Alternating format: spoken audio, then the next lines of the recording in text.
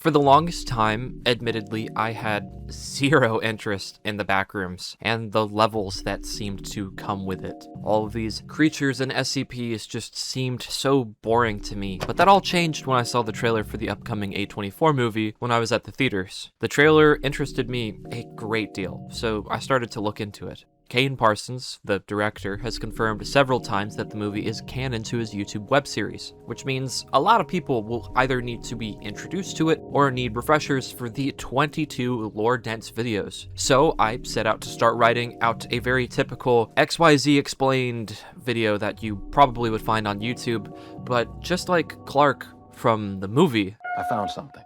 For the last 2 months, I have fallen deep into the lore for this series, and I've uncovered a lot. So much so that I had to actively rewrite large chunks of this video over and over again. Just when I thought I had the series figured out, a new piece of information I discovered would change everything. In this video, I'm going to not only refresh or introduce you to the series, but I am going to pass all of this information that I've acquired over the last few months to you. Some of the things that I'm going to talk about, many of you probably are already familiar with, but some of them are things I found from other people that seem to not have gotten much attention when they absolutely should have. And some are things that I have discovered that I have not seen anyone else talk about before. Just like Iron Lung, please feel free to solve this series with me. Comment your theories as you watch along. Let me know what you agree or disagree with. By the end of this video, I guarantee you will find at least one thing about this series that you did not know before.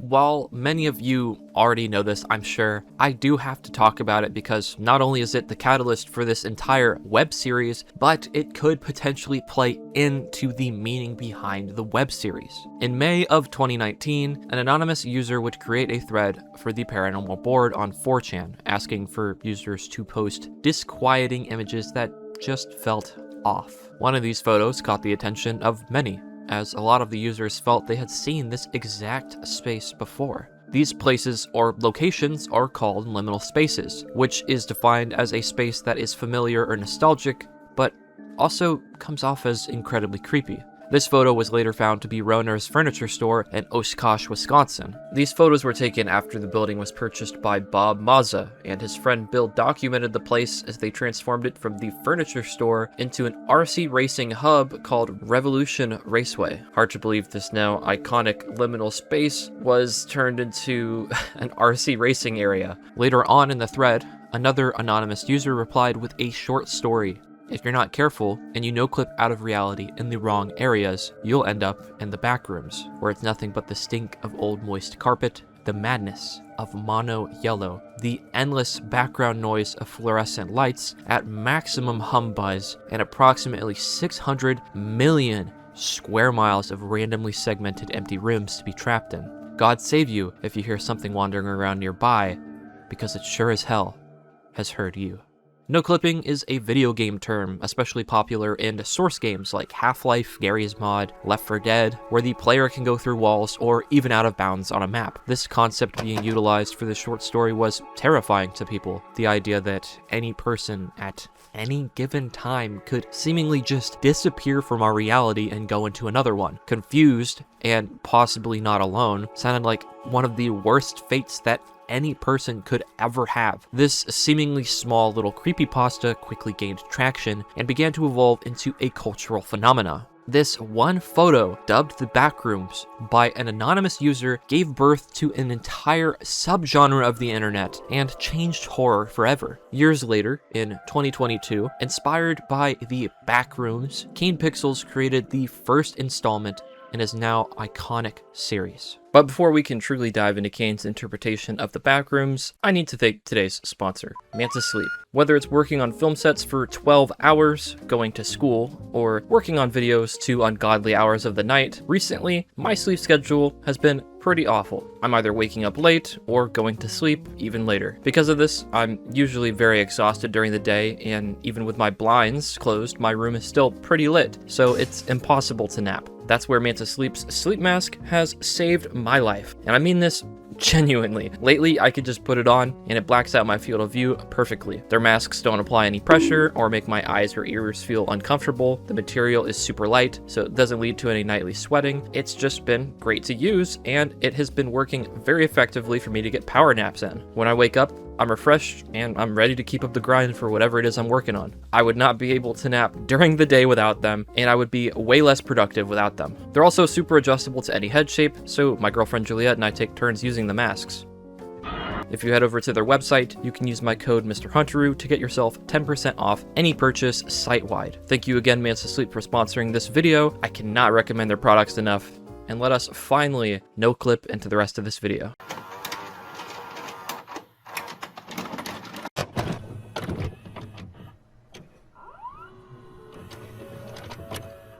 Simply titled, The Backrooms Found Footage, we start off with a group of young adults making a short film. The description of this video tells us that this takes place on September 23rd, 1996. If we look at the slate, we can see that our cameraman is probably Kane himself, but oddly enough, the time the camera is filming is July of 1991, 5 years before this video was published. How very peculiar. While Kane is backing up, he no-clips into the backrooms, finding himself in an area of the backrooms referred to as Area 1, resembling the one shared on the 4chan board. It is beautifully recreated in Blender and given new life that was never imaginable. There are cracks that lead into what seem to be infinitely long hallways, and ladders that lead to nowhere or square holes in the wall. Also, yes, you heard me say area, not level. Kane's Backroom series does not include the various levels and SCP-like monsters some people may know the backrooms for. Kane wanders the halls but appears to be alone. That is, until he turns around and for a fraction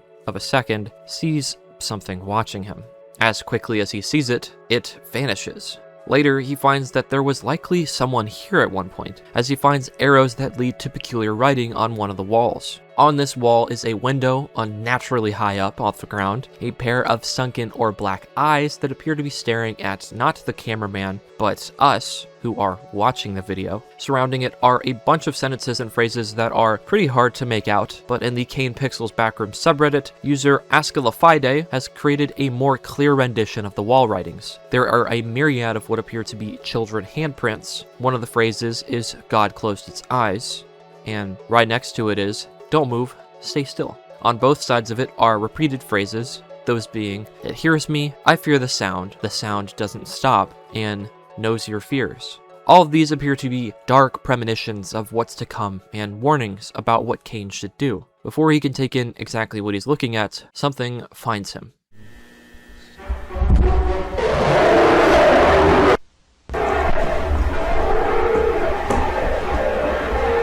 The creature chases him, shrieking at him. The sounds it makes are pretty spooky. Most people seem to hear distorted human screams, but every time I've only heard like the sound of an elephant. The creature chases him into a room that is pretty much all doorways, which is an amazing set piece, but also gives us a great opportunity to look at what's chasing him. The way that its body is built feels reminiscent of Siren Head, with incredibly long arms and lanky legs.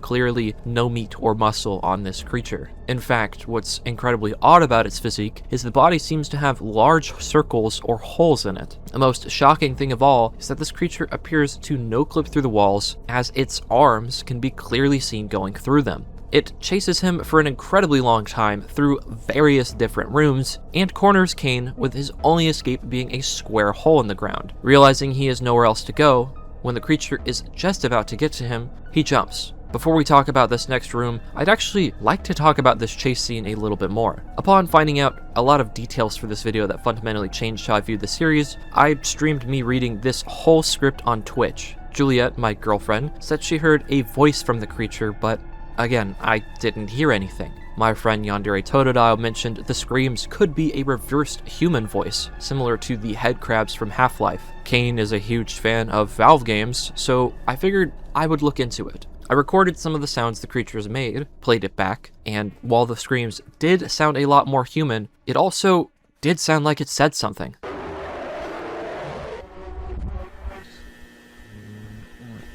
Wait, it actually does sound like it says something right here. I decided to look on Reddit to see if anyone had asked this before, and instead I found a video from MrHunteru that has reversed the entire video. In the comment section, we saw someone say the creature says help. I had my doubts, but when clicking the timestamp, you can hear what is meant to clearly be the monster saying, "Help me."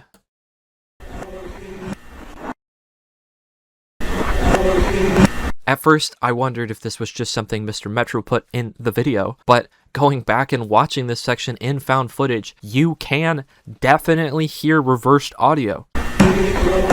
I completely glazed over this. This is huge. This changes a lot. The creatures speak English, but they speak it in reverse? As we will come to learn, a lot of things in the backrooms happen in reverse, so this feels very important. Moving on, Kane now finds himself in what appears to be either the first floor or basement of a house, with a staircase and a room that is either a bathroom or kitchen. 0 appliances, of course. While ascending the stairs, he finds a light switch, meaning the glowing yellow lights of the backrooms can be turned off. A terrifying thought. This area is also a real location, although I'm not sure where exactly. 85 Ender Portals found it and said it was a house listed on Zillow in 2007, located in Virginia. Once he's up the stairs, he makes his way to a window where another iconic set piece for the backrooms appears, the courtyard, or Area 2. Outside of the window, he sees an uncomfortably geometric courtyard with a myriad of other windows that show other areas of this place. It is a great set piece that almost feels like that of a Renaissance painting, but also one that is greatly uncomfortable because it captures that same level of weird nostalgia that the first area has. By that I mean that this looks like your average hotel courtyard, you know, the one where the pool would be in the center, but instead it's empty, and there are no people. It adds to this growing feeling of isolation and loneliness to really amp up the discomfort value, because it's an entire area that feels familiar, but you just get a feeling that something isn't quite right.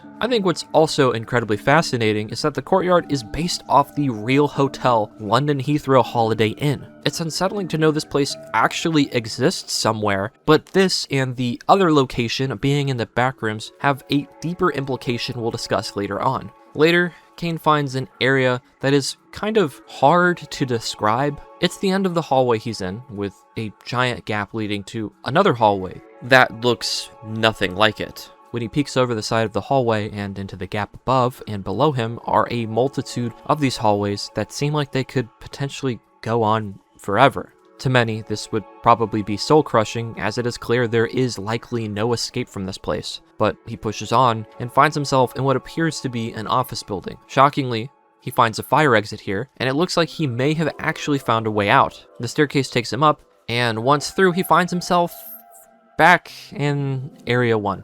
So, he is once again forced to wander, hoping to find a way out. We don't know how long he's been here.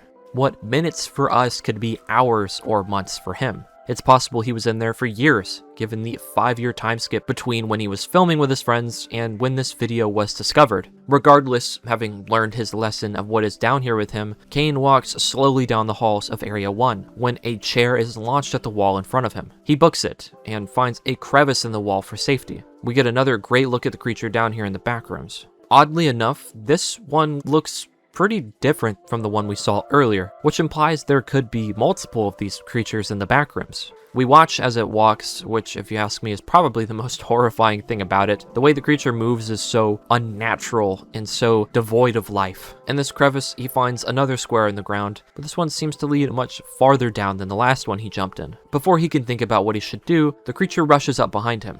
It grabs him, and it's unclear what exactly happens to him. The creature seems to jump behind him. The camera, however, falls into the hole. This fall seems to cause the camera to no-clip back into reality, but instead of coming from below the ground, it falls from thousands of feet above the ground. Somehow, it survives, which must be how it was found in 1996. In the Backroom subreddit, Kane has stated that he has retconned 2 details in the entire series. Both of these are in Found Footage 1.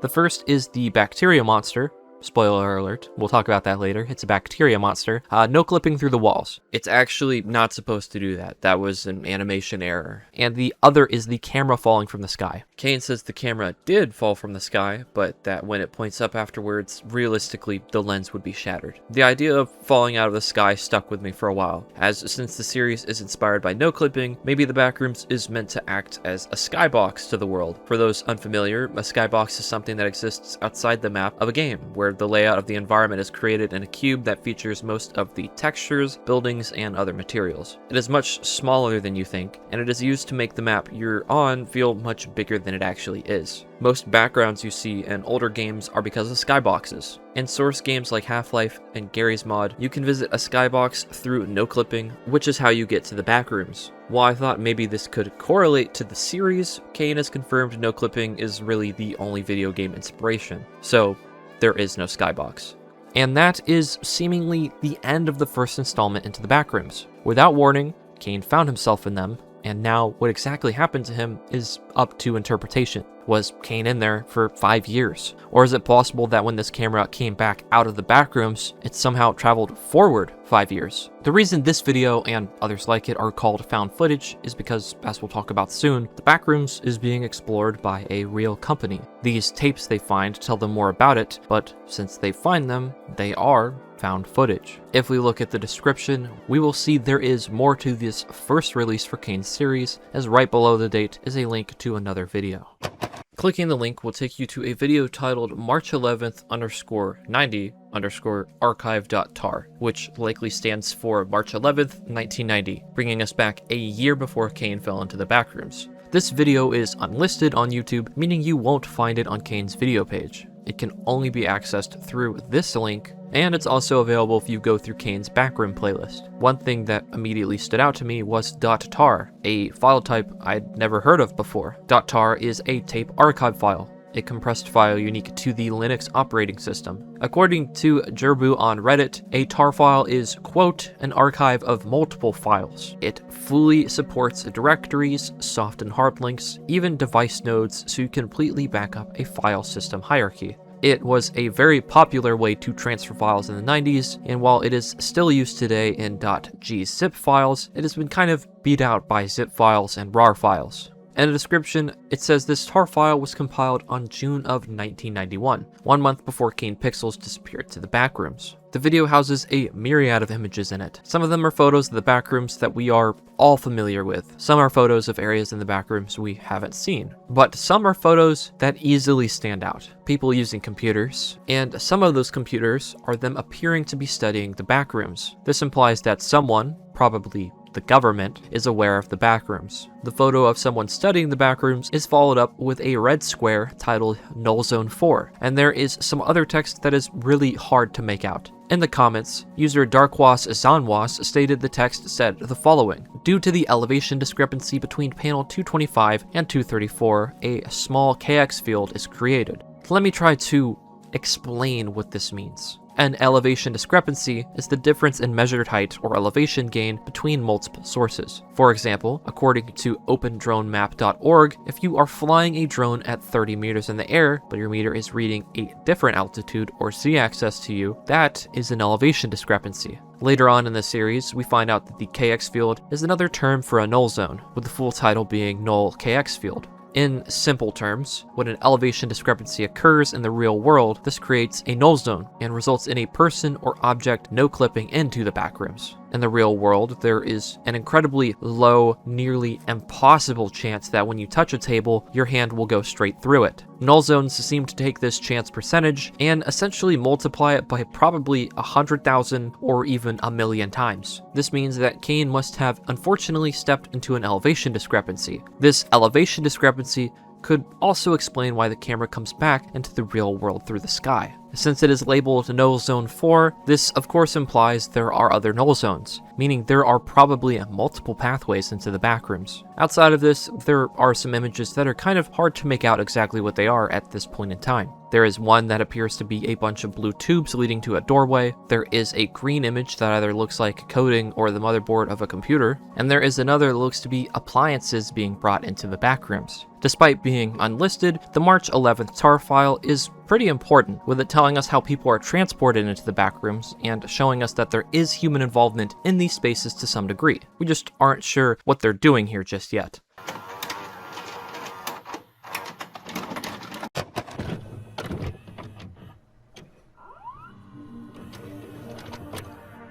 Releasing only a week later in 2022 was Backrooms The Third Test. This video, as marked in the description, is from July 2nd, 1988, almost, if not exactly, 3 years before Kane Pixels disappeared. This video appears to answer our questions as to what the door from the March 11th video could be. This video also has very important dialogue that helps to further build this world. However, it is practically incomprehensible, but I found a transcript for it and I will read it to you. In July of 1988, the Async research facility would do its third test on their low proximity magnetic distortion system. The vice director of Async, Ivan Beck, states that their device is meant to be the solution to all future storage and residential needs of the world, and spend less money on construction, as long as they can receive proper support from the United States. We then see a test of this device, which from the familiar yellow glow becomes very clear that this device is meant to create a door or portal to the backrooms. However, it looks like this test was a failure. My guess is that this device or experiment is meant to act somewhat similar to CERN's Large Hadron Collider, which is a device meant to collide particles to discover more about atoms. Alongside this, CERN wanted to see if we could discover extra dimensions, better understand gravity, and potentially even create miniature black holes. There are many conspiracy theories about how when this thing was built, it altered our reality and moved us into a different one, citing specifically activity from 2012 to be the source of this. A big supporter for this claim is that around this time, Nelson Mandela died, and the Mandela effect began to be popularized. It's very likely that Kane took inspiration from this device and the conspiracy surrounding it. And that is where the third test ends. This video introduces a lot to us that is probably meant to be very important. The backrooms could be man-made, given we see what looks like part of its construction in the March 11th tar file, although this was debunked because Kane Pixels confirmed in his Discord server the backrooms were discovered, not created. The US government is confirmed involved with the backrooms discovery to some capacity. We are introduced to the company Async, who is likely seen monitoring the backrooms in the March 11th tar file. Ivan Beck is their vice president, or their vice director, meaning he is the second in command. Given he is explicitly called out by name, means that he will be probably important to this narrative moving forward. Null zones are areas that were probably not anticipated by Async, and are a byproduct of accessing a new dimension. The only thing this video doesn't help us to start building the foundations for is what are the creatures. There is no further video or information in the description this time around, so we'll be moving on.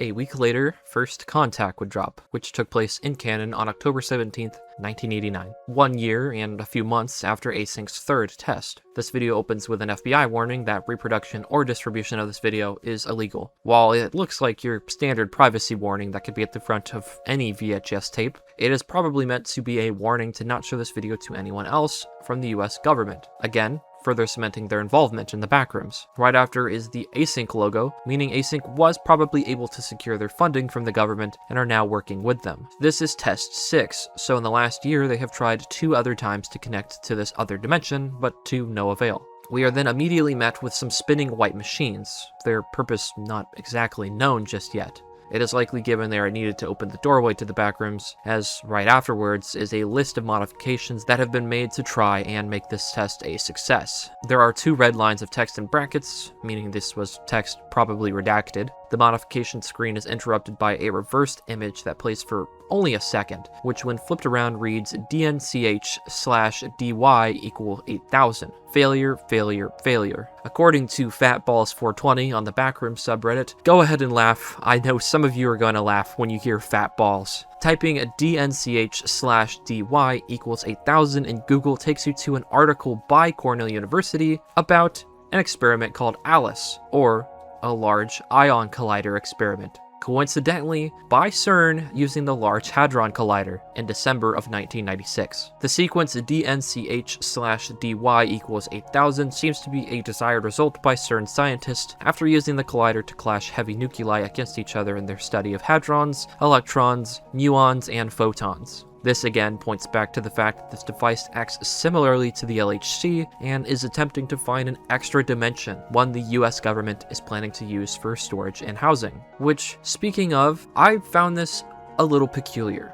At this point in time, the backrooms hasn't even been seen by anybody yet. Even still, Ivan Beck knew what they would look like to some degree, given he's suggesting this dimension that hasn't been discovered exists and can be used for storage and housing. So how does Ivan Beck know about the backrooms? We'll talk more about that later on. This brief failure screen is met with another blink and you'll miss it moment of what appears to be more schematics for the low proximity magnetic distortion system. They begin their 6th test of the device, and with what seems to cause an earthquake, the portal to the backrooms opens, a map of them seeming to take form on a device. Then we see through a door a very familiar liminal space, making our first contact with the backrooms. Although it looks like the distortion device is busted now, meaning for the foreseeable future, they probably can't close the door. Kane later confirms in his Discord that this was the first time the threshold, which is the door to the backrooms, was successfully opened. Again, pointing to the fact that Ivan Beck knowing the backrooms existing is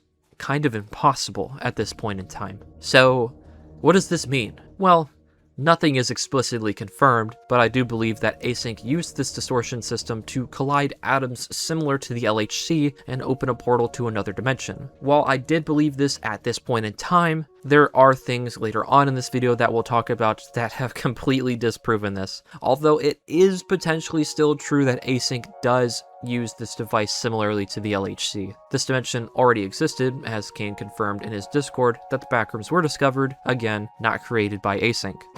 In the description of First Contact is a link to another video called faultline.mov. I've been told by various sources that this had a different title in the past and has since been changed by Kane. Clicking it will bring you to another unlisted video, which is a real-life ABC segment covering the Loma Prieta earthquake that occurred in California on October 17th, 1989. The same day, Async used the distortion device to open a portal to the backrooms. This means that door to the backrooms is located somewhere in either San Jose or Santa Cruz. It is really interesting to tie in a real-world event to the story, as it adds an extra level of realism to really ground the story in our reality. It also shows how devastating this event was for normal civilians. Some people speculated that this earthquake was what triggered the door to open to the backrooms, but Kane confirmed the earthquake was not the cause for the threshold opening. The actual cause, more than likely, was a solar flare that occurred on this same day, as we will learn throughout the series that solar flares occur on multiple days of importance to the Backrooms series.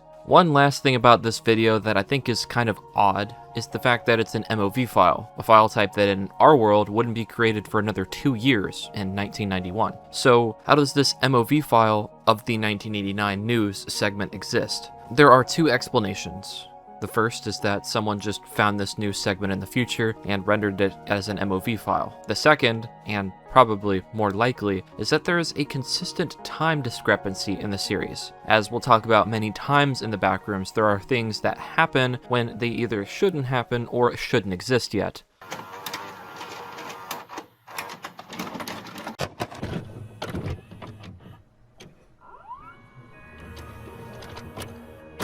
A week later, we get the next entry into the Backrooms series, Missing Persons, which is a video detailing a bunch of people that have gone missing. We are shown a graph of missing person reports from 1987 to 1993. Something that is really odd to me is that in the video description, we see this video takes place in 1990. So how do we have missing person reports from 1991 to 1993 when that is up to 3 years in the future? This detail has confused me and probably will continue to. Maybe it's just meant to be predictions based on the current trajectory of the graph. I'm not too sure. Going to look at the graph though, we can clearly see a large spike towards the end of 1988, the graph correcting itself but then experiencing another spike between 1989 and 1990, and then the graph going on a sharp incline towards the end of 1990, which continues to grow all the way into 1993. This graph is meant to symbolize the amount of people who experience an elevation discrepancy going into a null zone and no clipping into the backrooms. From the graph, we can deduce that despite not having first contact with the complex for a year after the third test, that null zones were likely created after the third one to some degree, as indicated by the large spurt in missing person reports after the third test occurred. It begins to go back down when another spike happens near the middle of 1989, probably around June, which could tell us that this is when the fourth test occurred. Then, around August or September, is another one, which means this spike is when the fifth test occurred. Of course, near the end of the year is when first contact was made and the 6th test happened. Next, we see the door to the backrooms in the Async facility on February 3rd, 1990, 4 months after the door was opened. For the first time since the very first episode of this web series, we then move back into the backrooms in Area 1 of the complex. Our cameraman is joined by a few men wearing hazmat suits, one of which is dragging along a red rope on the ground that is likely meant to act as their guide back to the portal. As they move through the area, they discover a dead body covered in black material. The body appears to be someone we saw on the very first missing poster, Nicholas Bolton, as their faces are very similar in shape and features. The scientists seem incredibly confused on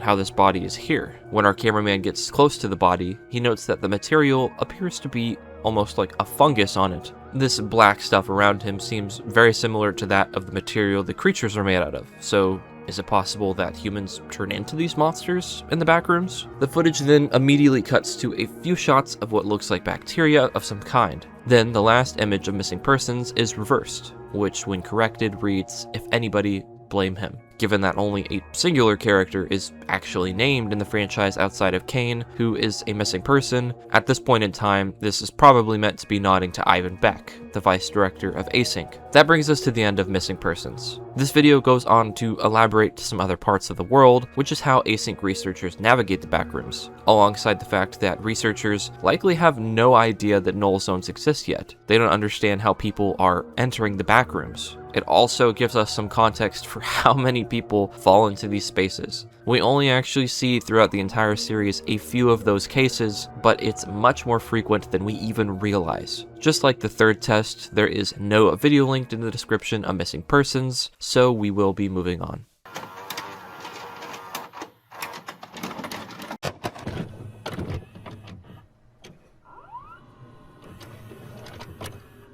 While Informational video was released next to Kane's channel, the playlist made specifically by him has Autopsy Report as the next in line for the series. So, since this was curated by him, we'll be following the playlist. Autopsy Report takes place in canon 2 days after the discovery of the body in Area 1. The group of scientists seems to have taken the body out of the complex and brought it back into our world for studying. A forensic scientist narrates his observations on the body throughout the course of the video, noting that while this person likely died 5 days ago, parts of his body have stopped decaying. He states the parts that didn't begin decaying were completely overtaken by culture, and by that he means bacteria culture. We are shown what his body looks like now, what these corrupt parts of his tissue look like with growths on them, and the culture that has overtaken his liver. There are sticky notes on each side of the body, but they are practically impossible to read. We are then showed photos of samples taken from the body, where the scientist states that the bacteria on his body appears to be mutated strains of simple Hay bacillus. Hay bacillus, or Bacillus subtilis, is a real-life bacteria that is likely in your body right now, as it is part of our digestive tract. It is also very commonly used in probiotics for digestive health. As noted in the video by the scientist, this bacteria is typically seen as not harmful, yet for whatever reason, the backrooms seems to mutate this bacteria into something that is harmful, consuming parts of the human body. This means earlier, when we saw the creature flip around our cameraman and found footage, it is entirely possible that it started consuming him. This begs into question, what is the backrooms doing to this bacteria? With a close-up on the face of the victim, the scientist asks Ivan Beck where this subject came from. So this tells us that Async is keeping the backroom tightly under wraps. But I'm curious what finding out about this could imply about the mysterious Mr. Beck. Obviously, he knows now that people are leaking into the complex and it is doing harmful things to the human body. So what compels him to keep searching this space that obviously is not good for human beings to be part of? After this, the screen goes black and we hear a loud magnetic distortion kind of sound. Then, a room where a phone is ringing appears, with the sound still happening in the background, and then a TV starts playing many different visuals.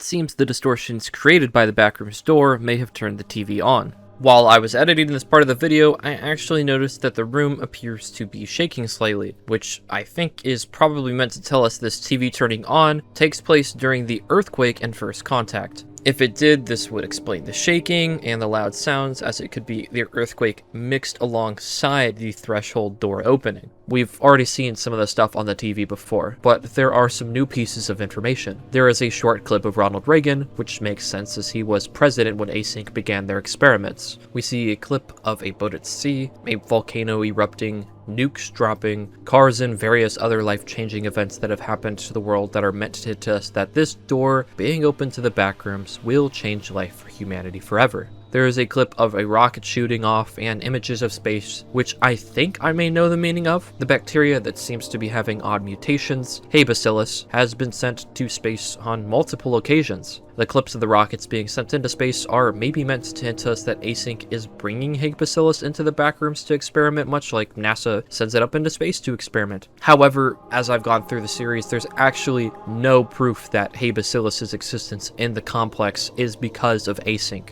Something else that's space-related is, for some reason, there are multiple shots of Saturn.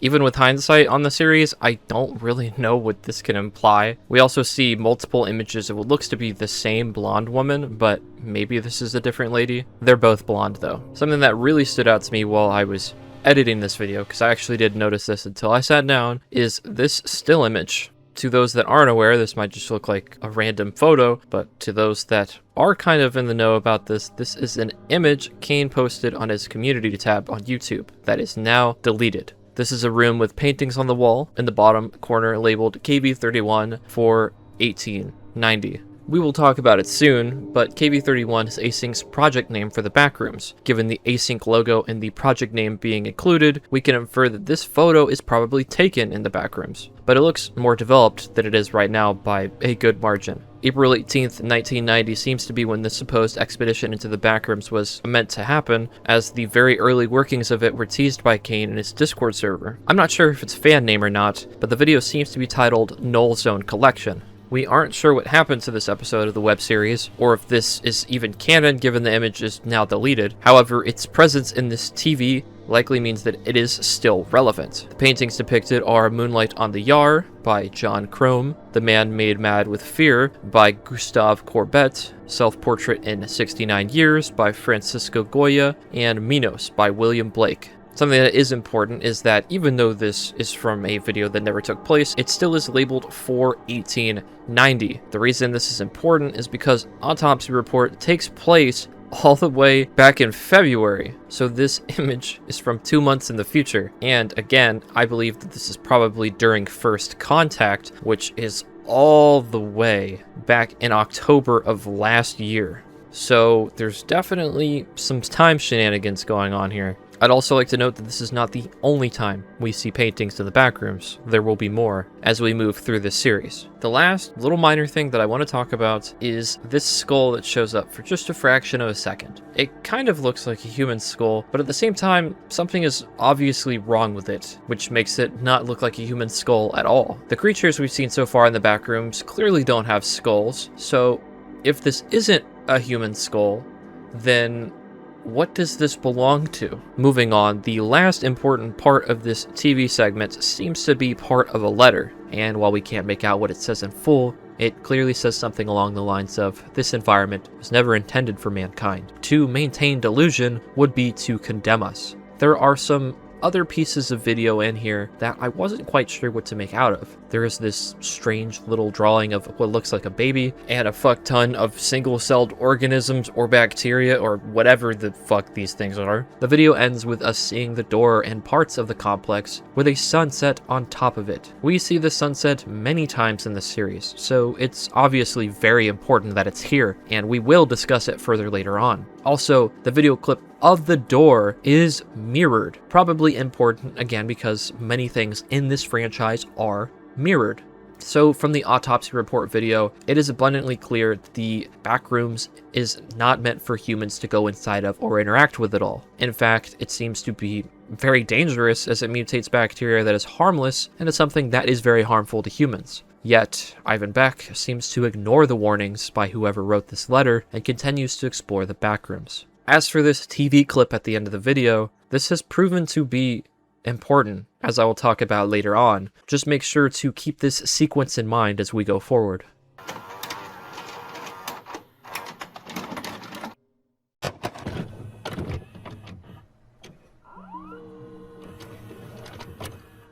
Next on the playlist is Backrooms Informational Video, taking place a few weeks after the Autopsy Report on February 29th, 1990. Right away, this should be impossible, given that 1990 was not a leap year, and this fact is actually referenced later on in Damage Control, a video much farther down the line in this playlist. Some parts of that video mention the events of Informational Video were on February 27th, and when they talk about this event in this video, others say March 1st, which begins to establish a time inconsistency in the narrative. On the morning of March 1st, a team of 4 researchers was sent into the complex to conduct their routine layout analysis. This also probably hints to everyone now being in a different dimension or timeline, given that 1990 was not a leap year for us. As for the video itself, it is meant to be for Async employees that are joining Project KV-31, the official name for their exploration of the backrooms and understanding the low proximity magnetic distortion system, as explained in the video. We learned that it is nicknamed The Threshold, which I will be using from now on, because that is a much easier title than the current long-ass name. It also lays out that the project goes under a multitude of titles that I referred to earlier, those of course being the backrooms,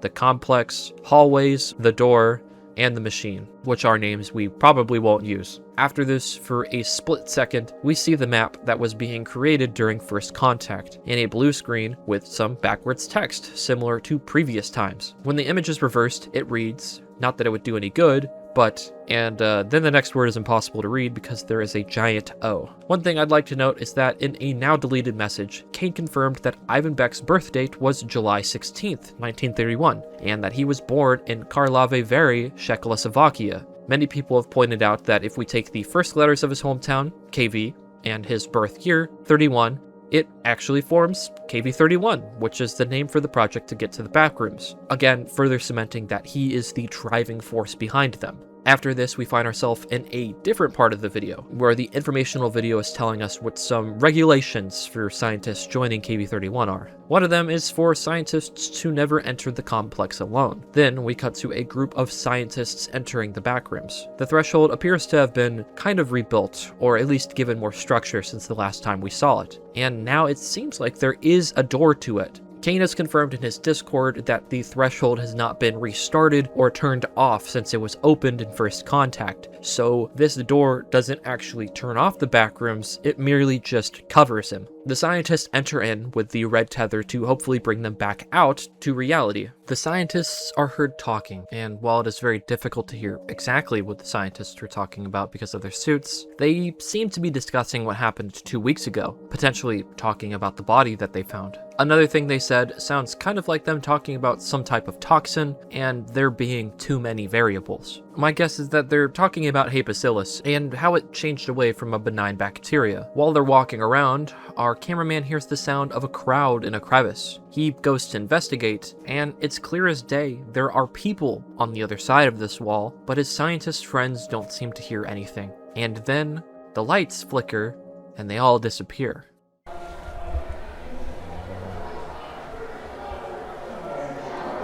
Hey guys, can you hear this? Hey!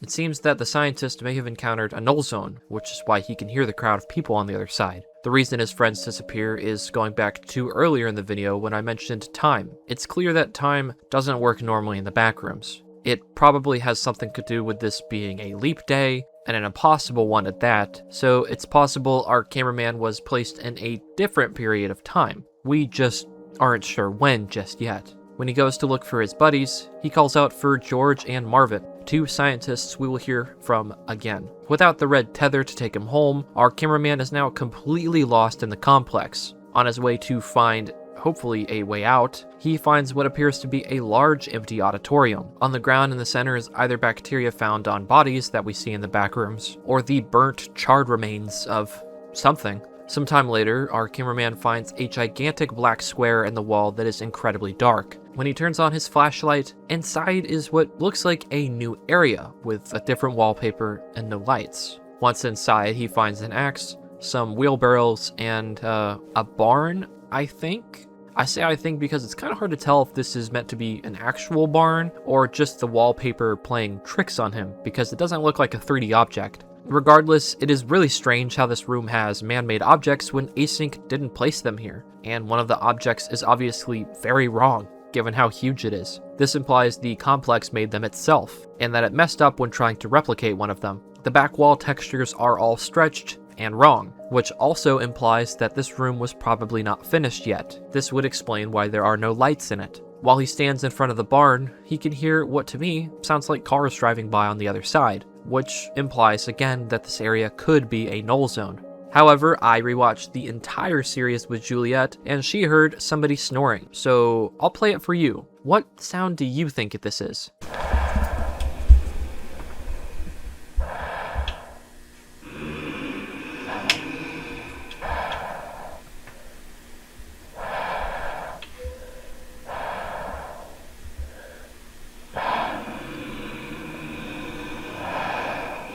Eventually, our cameraman seems to find a way out, but it's noticeably not the same location that he came through. To the right of where he enters, we can see a computer and window that look very similar to the one from the March 11th archive. On his left, there appears to be a bunch of servers. Directly in front of him, looks like the threshold. That's the way out, right? As he steps to the center of the room, a loud alarm begins to sound, and the footage cuts to black. We have no idea what has happened, or what will happen to our scientist. After this, we see schematics for an observation room that is somehow built into the backrooms. We can also clearly see the area again that was meant to be where the person in the March 11th video was observing the complex. However, if this is that room, given that it is first seen in the March 11th tar file released in 1990, that means our scientist, while in the backrooms, was either gone for a month or jumped forward a month when he heard the people outside the complex. There is, once again, no other material in the description of this video, so that brings us to the end of Informational video.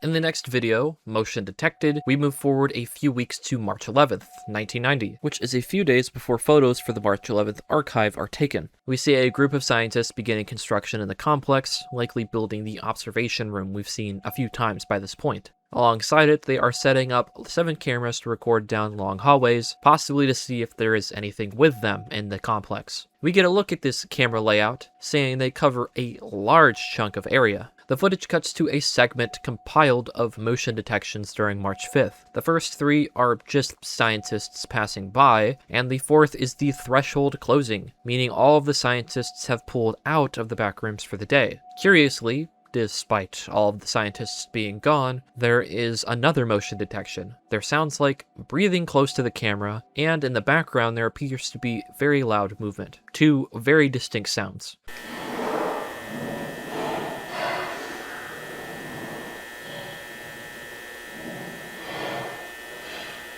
After this, there looks like a false alarm from the motion detection, and then we actually do see something. Down the far left corridor, something can be seen moving. At first, when I saw this, I thought it was one of the creatures from the backrooms. However, upon rewatching it, it's clearly a pair of human legs dangling in the air, and we see their arm very briefly. This means something is holding this person upside down, but we aren't sure what. It is probably one of the entities, but since we never see it, we can't be entirely sure. The sighting for it is the end of the video, and weirdly enough, this is one of the only times in the Backroom series that we see these motion detection cameras at all. It could be upon seeing this camera footage that Ivan Beck or some other higher-ranking Async official did not want other people in the project to find out that there are potentially things or other people in the backrooms. So they could have pulled out the motion detection system as to not have this information leak. There is no linked extra content in the description, so that is the end of motion detection.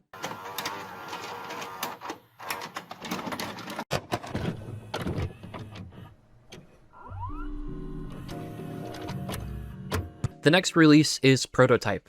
taking place on May 10th, 1982. 7 years before the threshold opens the door to the backrooms, making this the earliest video on the timeline so far. Instead of Async and Ivan Beck at the helm, we find ourselves at the Oak Ridge National Laboratory, with Philip R. Heyman as our supervisor. Oak Ridge Labs is actually a real-life location that can be found in Tennessee. If this is the same group Kane uses for the Backrooms series, that means for whatever reason they moved their experiments from Tennessee all the way to California. As we see in faultline.mov, Async's threshold experiments are near or on the San Andreas Fault, a major fault that forms the tectonic boundaries between the Pacific and North American plates. It's possible they moved over here because, for whatever reason, this fault could be an easier spot to tear a hole in reality. Of course, that is purely speculative, as there is nothing at all to confirm or deny that. We then see the prototype itself. From the familiar yellow flashing, when this prototype sparks to life, we can assume this is one of, if not the very first model, of the threshold. That means this could be test 1. Something that is very interesting is the shape of the prototype. It looks a lot like the steering wheel of a ship.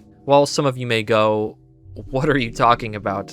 I actually don't think this is a coincidence. We have already talked about bodies of water one time in Autopsy Report, with the sunset and the actual depiction of a ship at sea, but it probably will not be the last time we hear about this. There are so many mentions of bodies of water and sailing that the shape of the prototype being similar to a boat steering wheel is probably very intentional. As for Heyman, we're not too sure just yet how he connects to Async. He's not mentioned in the series again after this. It's possible that since Ivan Beck is the vice president, that Heyman is actually the president and CEO of Async. Regardless, it's clear they've been trying to open the door to the backrooms for nearly a decade.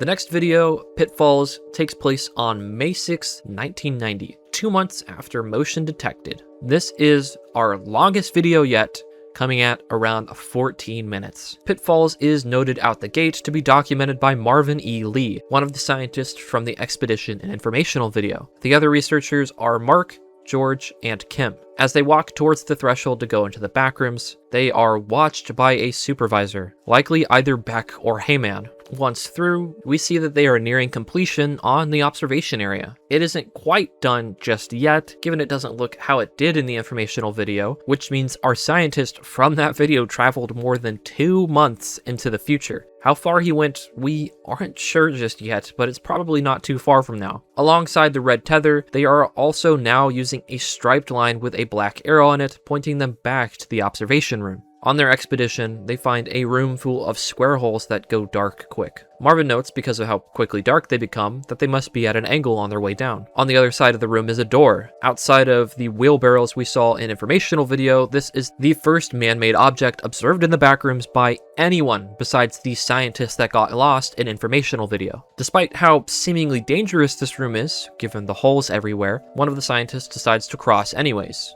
and then tells Marvin to come over too, because he sees something that absolutely blows his mind. The door has a green glow to it. Keep that in mind, because that green glow will actually be very important in this series. On Marvin's way out, he falls down into one of the holes, landing himself in a new area of the complex, making this the 4th area. This one has similar architecture and lighting to Area 1, but the wallpaper is green. When he turns around, we see that he was right, and the way down was vertical, making it kind of like a slide. Before Marvin fell through, the camera glitched out and we saw yet another blue screen with reversed text. When fixed, it reads, while data can be inferred from those readings, nobody knew what would actually be found on the other side. This probably refers to the complex as a whole. While scientists at Async can get a good feel for the place given the map that was formed and what they've seen in their few expeditions into the backrooms, every time they are here, they find something new that is completely unprecedented and fundamentally changes how they view the complex. However, this also could be referring to the green glow that we see, which again, we'll get into later. The group of scientists quickly devise a plan to retrieve Marvin from where he fell. While he waits by the hole, he hears what sounds like a monotoned yell in the distance. What was that?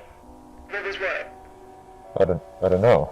Weirdly enough, the scientists on the floor above him don't hear it at all. even though it's noticeably pretty loud. This kind of echoes Informational video, how that one scientist heard something no one else did. Marvin moves forward, and the monotone yell can be heard again. I think there's somebody down here. On his left, he notices something that stands out a lot, a big reddish glow. Instead of staying in place to wait for retrieval, Marvin makes his way over to explore it and finds a neighborhood. One that looks straight out of the real world with streetlights and a road. This makes a lot of sense actually that this is here, given that this was a part of the promise Ivan Beck made during the third test video, that the Backrooms would solve all storage and residential needs. This neighborhood, full of houses, would be perfect to relocate families to and fulfill their residential needs. Although I don't think this is here because of Async. I think the complex is actually trying to replicate the real world. The houses, the trees, the fake sky, all of it feels intentional to be human-made, but there is something off about all of it to suggest that it wasn't made by a human. One of those things that we'll see soon is in one of the houses, there's a myriad of reversed street signs. No one that's human would put this here, which means, again, that the complex was trying to emulate reality, but just barely came short. However, the one thing that really gives it all away is something found by Captain Juicy on Reddit. They shared a video of the Parker Solar Probe recording the electromagnetic waves emitted by the sun as a sound from NASA in 2021. These are sounds the sun would make, and it's pretty much the same sound you hear in these neighborhoods. The only difference is that in the Backrooms series, they are slightly pitched up.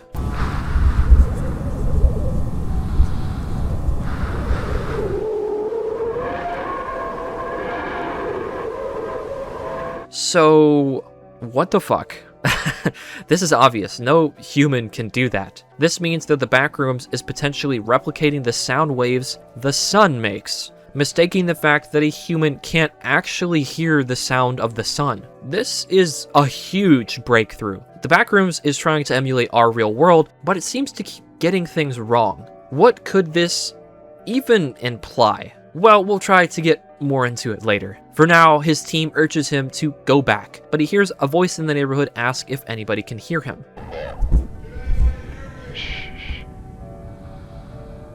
He mentions the null zones to his crew, thinking someone in here might have fallen through and need to be rescued. As he progresses down the road, he continues to hear the screams and pleading of somebody, and finally finds a house that seems to be where the screaming is coming from. Inside the house, he finds the inverted street signs that we just talked about. He passes through that room, down a hallway where his signal starts to get shaky, and finds another room that looks a lot like the basement in Barbarian. There are a few broken down cardboard boxes, a backpack, 2 bright blue chairs, some pieces of a house number sign, and a pair of shoes. In an interview with Wendigoon, Kane Pixels does confirm to us that these house number signs are from the neighborhood and gathered up by somebody, meaning people were down here for sure, although it's unclear why they would gather up the numbers. Finally, the voice of the person yelling sounds right around the corner. Marvin turns to signal them towards him, but to his horror sees that it's not a person. It's a lanky, tall figure mimicking a person. Once it spots Marvin, its yelling for help turns into a distorted, pained screaming, similar to the creature from found footage as it sprints towards him. Sorry, can you repeat that?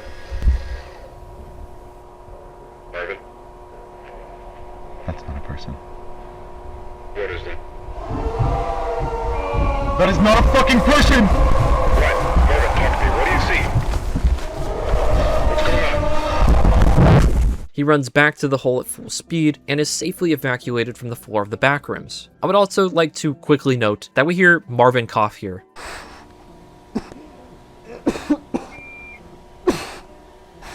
And the reason I bring it up is because we also heard Kane cough in Found Footage 1 and the Scientist cough in Informational video.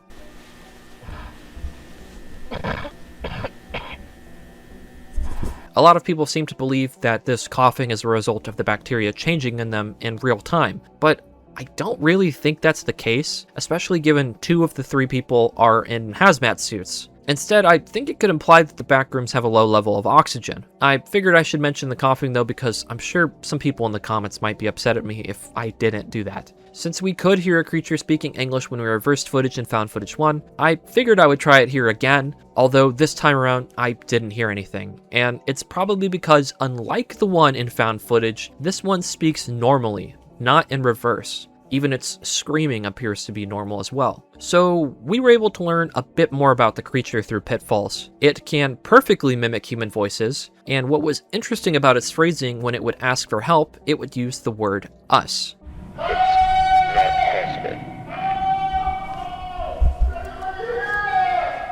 I think we can tie this back to Autopsy Report when the forensic scientist mentions that the body is covered in bacteria culture. When the creature refers to itself as us, it could be talking about how it's actually made up of a bacteria colony. Plus, this could support the bacteria turning humans into this creature. We see pretty clearly a backpack and a pair of shoes, meaning that somebody was down here at some point. Given the creature can so perfectly imitate human voices, I don't think it's too far-fetched to say at some point it was one. We also learned that, to some degree, the Backrooms is trying to emulate the real world with the creation of this neighborhood.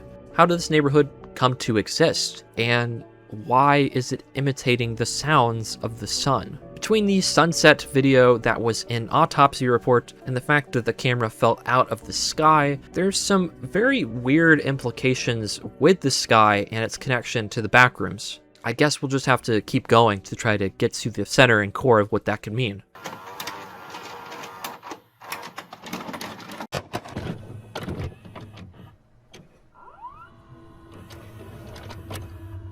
The next installment, Report, takes place on the same day and right after the events of Pitfalls. Our team of scientists have made it back to the threshold safely, where an Async official waits for them. Many people could probably mistake this for being Ivan Beck, but Kane has confirmed this is a high-ranking Async official named Anthony Dawkins. This means the person watching from the balcony in Pitfall is probably Dawkins, given he is waiting for them at the door. Report is entirely composed of real actors and locations, marking the first time we've seen non-Blender footage since Faultline and the beginning of found footage. Presumably, there's a chance the footage from the beginning of found footage is actually Blender animated. I can't tell. We have an unnamed scientist and a scientist named Clyde review the footage. Clyde is actually played by Kane Pixels' dad and appears a few other times in the series. There's another scientist who walks around the facility named Kirk Maxwell. Clyde and the unnamed scientist review the footage, and they look horrified. This kind of confirms what I was talking about in Motion Detected, where that footage was never shown to the wider base of scientists at Async and probably resulted in them taking down the motion detection system, because they didn't want them to know there was life forms in the complex. Not wanting to deal with the potential consequences of whatever this thing is killing their men, they construct a wooden wall to keep the creature from coming towards the observation room for the time being, and put retractable barricades over the windows. Report is very short, but that doesn't mean it's not important. It shows us that Async, outside of potentially Ivan Beck, had no clue there was life in the complex at all. And while they put measures forward to try to prevent this life coming near their scientists, they are still going through with searching the place despite there being a threat.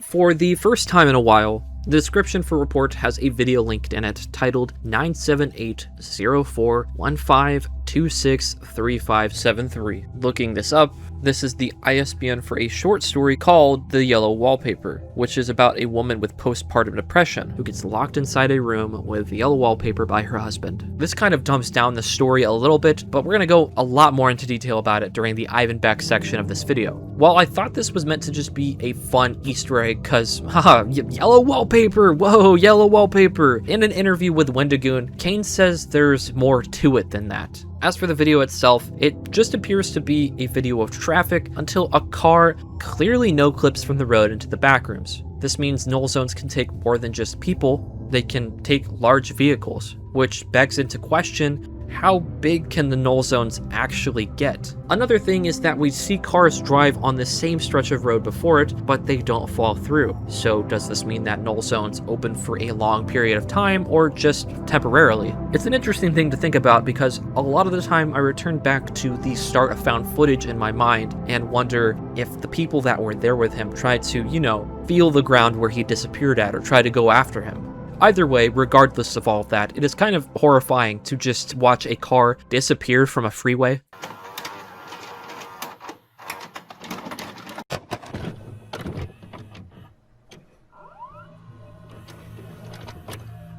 Presentation is the next video in the series, and it takes place a few days after report on May 8th, 1990. The video takes place in a meeting room where Async is pitching their project dubbed A-Space to most likely the United States government, given that they tried to get them to pick up the project back in the third test. We get confirmation that Async is located in California, and there is a redacted page in the presentation about how the backrooms were discovered using the low proximity device. Everything matches up so far pretty neatly. Async phrases the backrooms as what they tried to back then, a place to fulfill all storage needs for humanity. And they even take a step further as they want people to actually live here. In the video, we can clearly see warehouses, restaurants, and shopping centers, industrial facilities, trains, and even homes. Concepts of what these homes would look like are also shown. Async intends to make the door for the threshold even bigger than it already is, big enough to fit multiple semi-trucks in, which, given how many issues are already forming in our world from the small door opening, could prove disastrous for reality as a whole.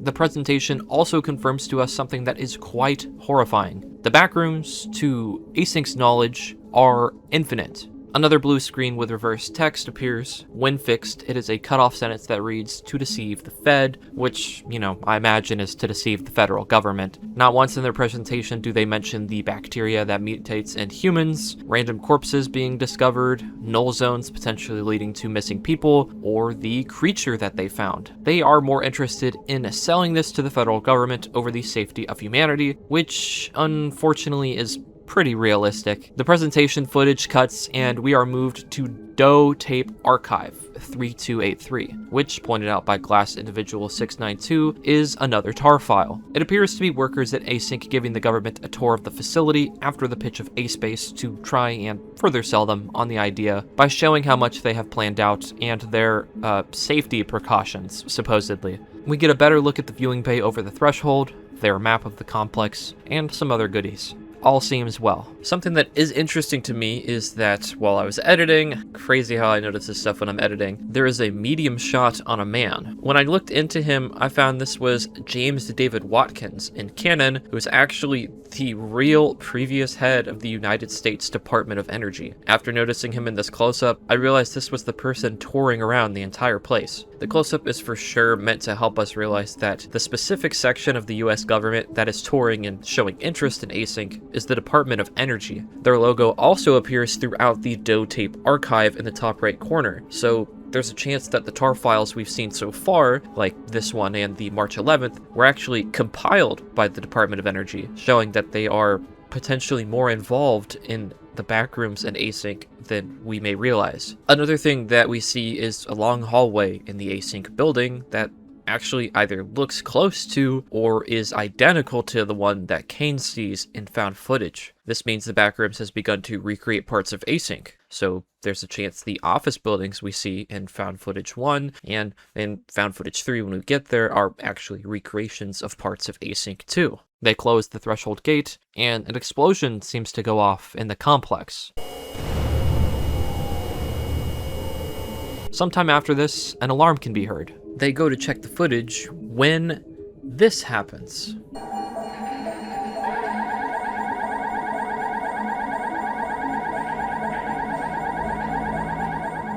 The lost researcher from Informational video is shown, looping back to how that video ended. This confirms to us all, after waiting months in real time as this series released, that time does not flow correctly in the backrooms, and that this researcher was in fact pushed forward to the future by 3 months. What this means exactly, we don't know just yet. When that explosion went off earlier, it could be the moment the scientist appeared in this time period. The only question really that I have is why specifically 3 months? Why wasn't it shorter or longer? Of course, the big real question is what exactly pushed him forward 3 months. In the description is a video linked titled Simpsons. Clicking this link will take us to another unlisted video. However, this one is not from Kane. It's from a user called Laura Harris. My guess is that this probably is Kane secretly, but the reason it's presented from a different account is it's supposed to give us this idea that the backrooms is affecting people, outside of Async. The video plays a segment from The Simpsons when the TV signal glitches out and the feed moves into a Spanish cough syrup commercial. Then it seems to come back to the Simpsons episode. At first, I had no idea what this meant. So I took some stuff from the commercial that I saw, like phrases and logos, and I decided to do some digging. The Simpson episode that plays is Bart Gets Hit by a Car, which aired in January of 1991, and is when this upload is supposed to take place. Notably, that is the same year that Kane disappears in found footage, and seems to be a bit in the future from when all of the stuff in the Async story is taking place. The commercial we see is a Dimacol commercial, which aired in 2002. Right off the bat, this shouldn't be possible, because there's an over 10-year gap between our current timeline of the Backrooms and when this cough syrup commercial airs. The researcher moving forward 3 months in the Backrooms makes sense because, it's a different reality. Time could flow differently there. However, the fact that Laura experienced her television receiving an ad from 10 years in the future means that the complex's distortion of time could be seeping into our reality, just like how null zones are created. So if it can push around television signals to different times, then what else can it do in our reality? Despite Found Footage 2 being next up in the uploads for the channel, the playlist has an unlisted video called _recording 014. Weirdly enough, this video doesn't appear in the description until a few videos down in the playlist, but given it's here, again, this must be when Kane wants us to see it. In the description, it dates this as May 8th, 1990, the same day as presentation. This phone call is a conversation between Clyde and Ivan Beck. For those that may not remember him, Clyde is the researcher we saw in Report that was played by Kane's dad. Clyde is able to easily contact Ivan while he's out of the facility, which could imply them having a deeper connection to each other. Here, we learn that for sure, the US government has signed to financially support the production of the complex. However, Clyde tells Beck about the person appearing in the complex, the one that sounded the alarms and was our missing researcher. Beck realizes this is bad, given the person has been missing for months and more than likely was already pronounced dead.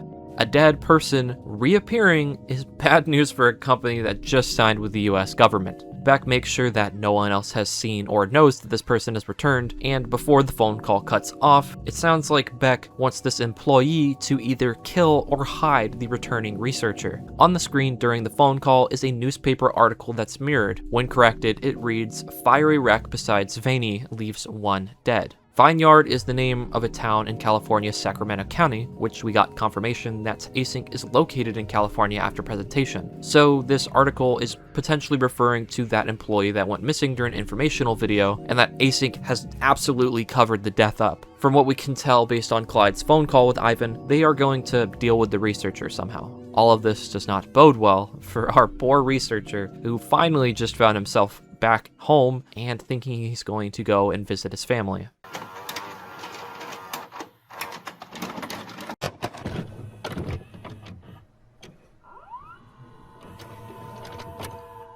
Dated August 19th, 1995 is Found Footage 2, taking place far after Found Footage 1 and making it the most recent event in the Backrooms series to our time, or if we look at it from the Backrooms timeline, this is the furthest event away from the main series in 1990. A woman has marked a small area in her garage where wood chips and baseballs fall through the floor. She doesn't know it, but this spot is obviously a null zone. She sticks a ruler through to test how far it goes down, but doing this seems to make the null zone expand, and she falls through it. This sets a terrifying precedent that messing with a null zone could make them bigger or more unstable. As we see, it is when she puts this ruler through that the ground around her starts to shake and it expands. Before we move on, I want to talk about the tape real quick. The blue tape is the same color of the tape Clark uses that we see in the Backrooms trailer. I go to say this because the layout of the tape on this floor and kind of the image of the tape on Clark's wall shares a striking resemblance to Everywhere at the End of Time's 6th stage. For those unaware, Everywhere at the End of Time is an experimental album by The Caretaker meant to embody what it looks like for those who experience brain degradation from dementia. While this seems like a random detail to mention now, Ivan Beck has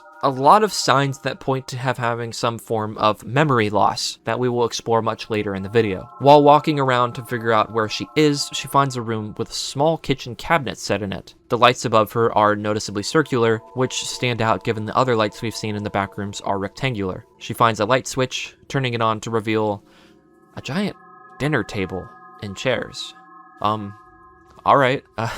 Next, she finds a giant room with only a couch in it. There is a doorway that is noticeably round, not square, just like the lights are no longer rectangular. All of this implies that the architecture that is in the complex is starting to become a little bit more modern and stray away from its old designs. She finds herself next to a giant hole in the floor and a locked door. When peering through the keyhole, she sees a modern-looking hallway and stairs. This just goes to show us that the Backrooms is kind of in a state that is the most fucked up we've seen it thus far. By that I mean rooms make little to no sense, when in the past they kind of did. There are doors in places that don't seem like they should be there, holes in the ground, gaps in the ceiling that lead to other rooms, and furniture that is either misplaced or the complete wrong size. This all just helps embody that the more the Backrooms create things, the more distorted and wrong it gets as time goes on. I know I may sound like I'm repeating myself a little bit with these last few points, but it's just so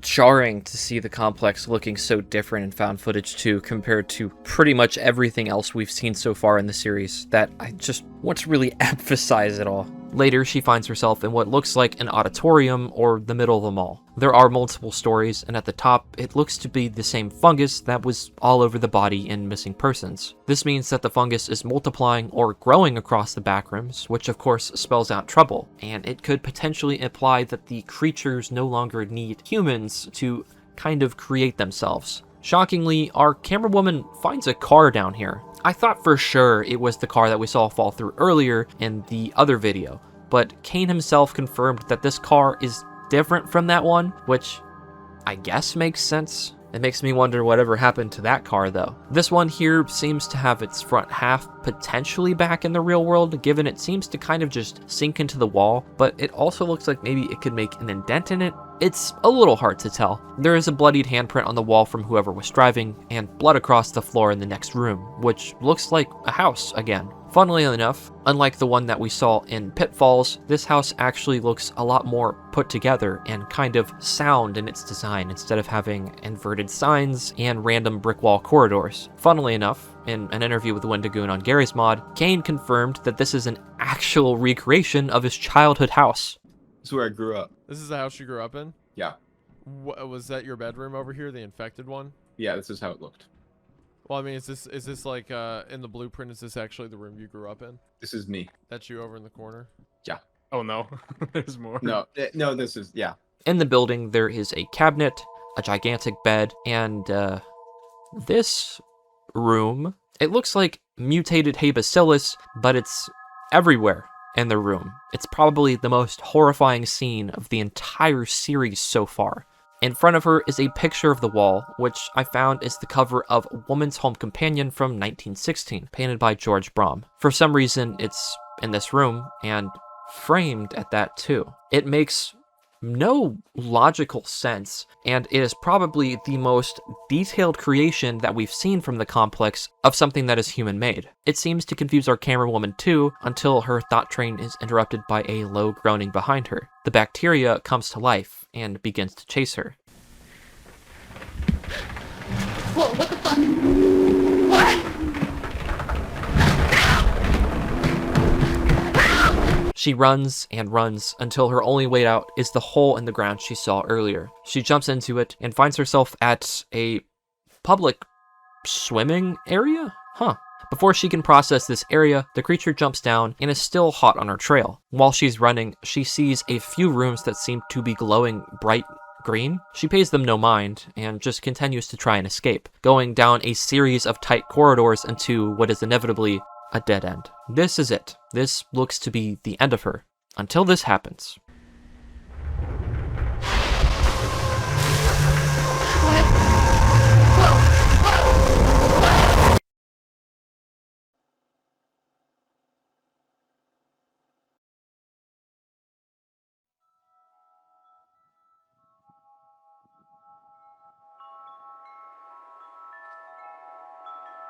When I saw this for the first time, my genuine reaction was, what the actual fuck? It looks like the complex was beginning to move, rearranging itself as we see the wall in front of her begin to move out, but then the walls start to crack everywhere. Maybe that's what happens when the complex moves? The sounds that can be heard are what we heard the other time our protagonist saw a green glow, meaning the complex was changing in those parts as well.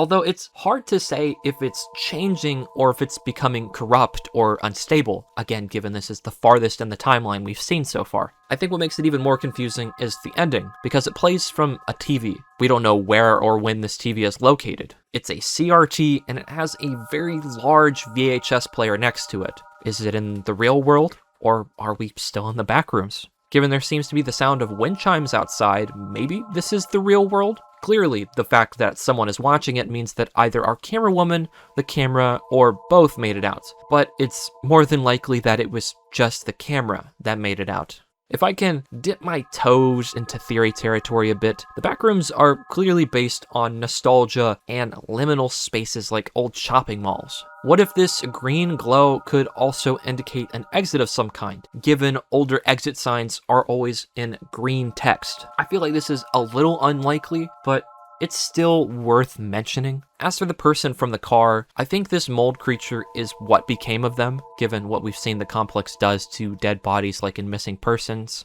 However, I'm not too sure if I mentioned it already. I do just want to note that Kane has confirmed that the creatures are not zombies, so that means that these aren't reanimated corpses. It is very likely that Habacillus consumes parts of the body, growing and then turning into these life forms we see in the complex. Despite not hearing any words or reversed dialogue in Pitfalls, if we reverse the audio around some of the creature encounters in Found Footage 2, words can definitely be made out again, just like in Found Footage 1. While a lot of it is gibberish, at least to me, just like the creature from the first video, you can hear it ask for help. Unlike the first video though, where it kind of sounded like the voice could belong to anybody, in Found Footage 2, it's clearly a reversed version of our main character's voice. Whoa, what the fuck? What? Help! Obviously, this is odd. I actually don't know what the implications of this could be. If we are meant to believe that these are the entities speaking, does that mean that the entity in this video is mimicking the voice of our main character, and that is how they end up speaking normally like they do in Pitfalls? They just gather the voice and learn from whoever's near them? If it's not the entity though, then how is our protagonist speaking backwards nearly perfectly? Editing Hunter here again, making another appearance. I wanted to also comment about how it's so weird that when played forward, it's clear she says, "Whoa, what the fuck?" What? There is nowhere you can hear reversed audio at all, but when you play it in reverse, the reversed audio is super clear, and you also can't hear what she would have said normally played back in reverse. When she says, "Whoa, what the fuck, help," it just completely disappears when it's in reverse. I'll play it again so you can see what I mean. Whoa, what the fuck? What? Help! Help! I'm no sound engineer, so this really baffles me. Is it possible to have audio play one way and then come back completely differently the other way? Sounds like some playing with sound waves went on or something here. Another one you can hear pretty decently is when our protagonist looks into the green light. Something is said, but I can't understand it at all. Here, maybe you can hear it. If you can, please let me know, because genuinely I have no idea what it is. But it is really interesting that the green glow can kind of produce dialogue. I wonder what that even implies. Before we move on to the next video, I also want to talk about the green glow just a little bit more. In Pitfalls, when the researcher walked into the door on the other side of the room with the holes, there was a strong green glow in that room. With the knowledge we have now, thanks to Found Footage 2, it is very clear that this room on the other side was actively being formed or created by the complex. Or it could have been unstable. Again, it's kind of hard to tell at this point in time. In the description is a video linked called home_27647.mov. The video isn't dated, but considering it's an MOV file, we know that it must have come out after December of 1991, given this is when MOV files were created. They didn't exist before this. Although, like with Faultline, there is still the possibility that this was just converted to an MOV file when they were created down the line. So, truthfully, we have no idea when this video could take place. For the most part, a lot of the video doesn't seem to matter too much. Most of it just seems to be a family home video that you would see back in like the early 2000s. However, there are a few things that do stand out. The first is a clip of a sunset that looks a lot like the red glow clip that was overlaid on the threshold near the end of Autopsy Report. The second is around the 44-second mark of the video, and it's a map? I had no idea at all what this was supposed to be, but given it overlays on top of real footage, I figured it must be important. I looked to the comments for an explanation and found one from jboy19. They said the following: "You can see a strange map thing on the screen. I did some digging and found a reference to the exact same picture. This is called a Planispherium Ptolemaiceum." Hope I said that right, which is an ancient map of the universe created around the 1660s. Planispherium apparently translates to celestial plane or star chart. This leads into the study of stereographic projections, which is a way of projecting shapes or objects on a plane. I'm not sure what exactly this means, but Kane just doesn't put obscure references into a video without giving it some information on the lore of the series. Let's dive into this a bit. A Planispherium map is an ancient map that features the solar system revolving around the Earth, because it was believed for a long time actually that the Earth was the center of the universe. Of course, nowadays we know that this isn't the case, and that our solar system map revolves around the sun, which is known as a heliocentric map. The specific map in the video that we see is meant to be used to find and predict where celestial bodies will go in the sky, like the moon, the sun, and the stars. So this begs into question, what the fuck is an ancient map of the universe doing overlaid in a family video? Well, if we want to try and speculate some, we could guess that Kane might be suggesting that the world now revolves around the complex since its creation. This could be a nod to how the null zones work, given people fall from what is now a higher level of reality into the true base of reality. And if we take the heliocentric map into account, which states our galaxy revolves around the sun, we could actually apply that to the Backrooms. I know I've said this a lot this video, we'll talk about it more later on, but as we've seen so far, this sunset clip appears a few times, and during the neighborhood scene, the Backrooms is recreating the sound the sun makes. So maybe the complex is meant to be the sun, and now our reality revolves around it? This could make some sense given that the complex seems to somehow be in the sky, given when things fall down, they come from it. But it's hard to say for real, this all might sound a bit crackhead. Genuinely, your guess for this map being in this video is as good as mine. The third thing is when we see the water, there is clearly a photo of somebody overlaid on the sky. When I asked in Kane's Discord about this, people said it was the body from Autopsy Report on its side, and after overlaying the image, I can kind of see it, although that raises the question of what's behind it, because there's clearly a black thing behind it. Me personally, I don't think this looks like the Autopsy Report body. It kind of, to me, feels more reminiscent of this blonde lady we see on the TV in Autopsy Report. But I can't say for sure if this is the same person given how translucent the image is. If it is here, that would line up with other important events we saw in the TV for Autopsy Report coming from this video, given the sunset is here as well. The fourth is a shot that's upside down. When flipped, it looks to be an attic, and part of the room is devoid of color. I'm not sure entirely what this means, but the window that's in the attic kind of looks like the door to the threshold, and at the top there is a red glow that we saw similarly back in Autopsy Report. After this, the video ends with a photo of a house. The floor is wooden, and it has the picture we saw in Found Footage 2 of the woman's companion. The layout of the house all looks to be similar to the one from Found Footage 2, actually. That means the complex is recreating this room somehow. Another thing that was actually pointed out by commenter Nisa Likes Bugs is the video's name, 27647. If you look this up, this is the identifier for, oh guys, bear with me here, Alcalihalobacillus alciphofolius. I butchered that for sure, but this is a part of the same family as Bacillus, the the Bacilliaceae family. Science words are so hard to say, although the big takeaway for now, disregarding that, since a lot of the things in this video we aren't really sure why they're here, like this overlaid photo of a woman, the attic, and of course the star chart, the only thing we know for sure that the Backrooms is recreating a real house, which means the Backrooms is copying things from our reality.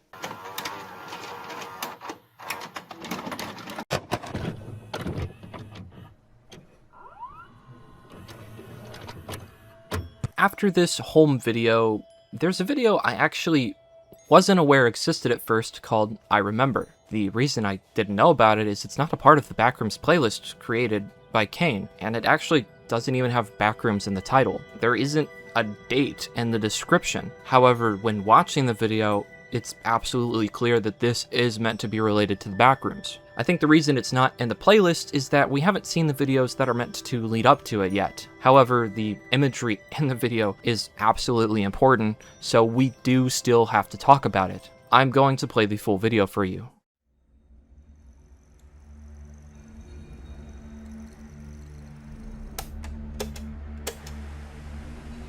I had a home once.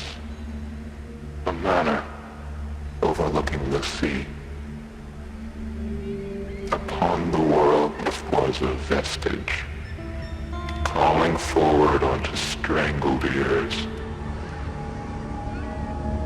But when skies turned dark, the house was taken by the sea. A pillar truncated, cast down to the seabed with all the other forgotten things. But I remember. Fleeting shells sinking ever slowly, folding downwards into themselves, forever tearing along the seams of the sky, until nothing remains except the eternal ghost. And you ask yourself, could there ever be anything greater than this?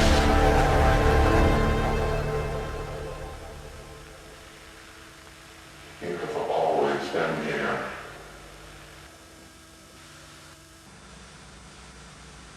Some of the footage that plays is very similar or reminiscent to that of the home video we just watched, which kind of suggests that the narrator is someone from that family. The way it starts off is important, with wind chimes, something we will talk about more in a later entry called Overflow. The reason it's important that I'll talk about for now is that wind chimes seems to be a motif for Ivan Beck's character. We once again see a video of sunset, the office from presentation, and multiple other familiar spaces in the Async facility.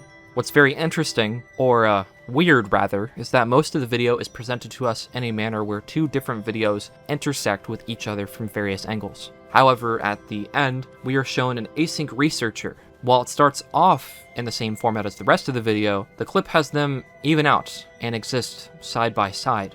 This video has some interesting implications that I know I've said this a lot, I would like to discuss them more later. We just have to get through more information for what I want to talk about regarding I Remember to make sense. A lot of this will be explained when we talk about Overflow, which is just a few down the line. All I'll say for now is, again, the person narrating this video is probably Ivan Beck, and Kane confirmed in his Discord we've already seen the ending for the Backrooms series.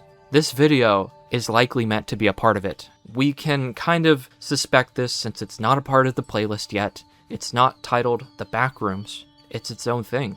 I'm not sure where this would fit in this series, especially with the ending that it has, if it wasn't the ending. There's also a comment from CrashMyCar118 that I loved, and since a lot of what I want to talk about is an overflow, I figured I would share this with you, as this interpretation for this video is great. At the end, the voice saying, "It has always been here," makes me think of the Backrooms like a collective unconscious, a dimension of forgetting made manifest. Think about it. Do you truly remember any of the types of spaces similar to the Backrooms? Office buildings, indoor pools, furniture stores. You might remember what you've seen in them, what's happened in them, but not the space itself. Not like you'd be able to map out your home or even your city. Maybe the Backrooms takes on its form because of what we've forgotten. Liminal locations, objects like a specific couch, or the giant chairs we saw in found footage, maybe even the monsters dwelling in the Backrooms are things we've forgotten. Maybe they're forgotten people trying to claw their way back into living memory, or maybe they're concepts like nightmares being twisted into a physical form. Assessing the Backrooms could be imbalancing its very nature, since you're sending something remembered into a dimension of forgetting. So areas where one can no-clip are created in reality to try and balance it out. That's my theory. I admit I'm more of a purist when it comes to the idea of the Backrooms, so I tend to stick to the original vibe over any other explanations. This theory from CrashMyCar118 could hold a lot of weight with the recent Backrooms trailers. As the lines, all these rooms, this place builds them. Actually, more like it remembers them. Ideas, concepts, rooms and buildings that are forgotten could be rebuilt through the backrooms. This idea is backed up by the fact that the backrooms so far are entirely based on real spaces. We have the hotel in London from found footage, the house that was listed in Virginia, Kane's own home. Every one of them was a real space with real memories attached to them. My friend Augie mentioned that the reason some objects may appear so big or stretched in the series, like the dinner table in Found Footage 2, could be because that's how they look to us when we're children. Everything is so big because we were so small. Regardless, there is no description for this video, so we will be moving on.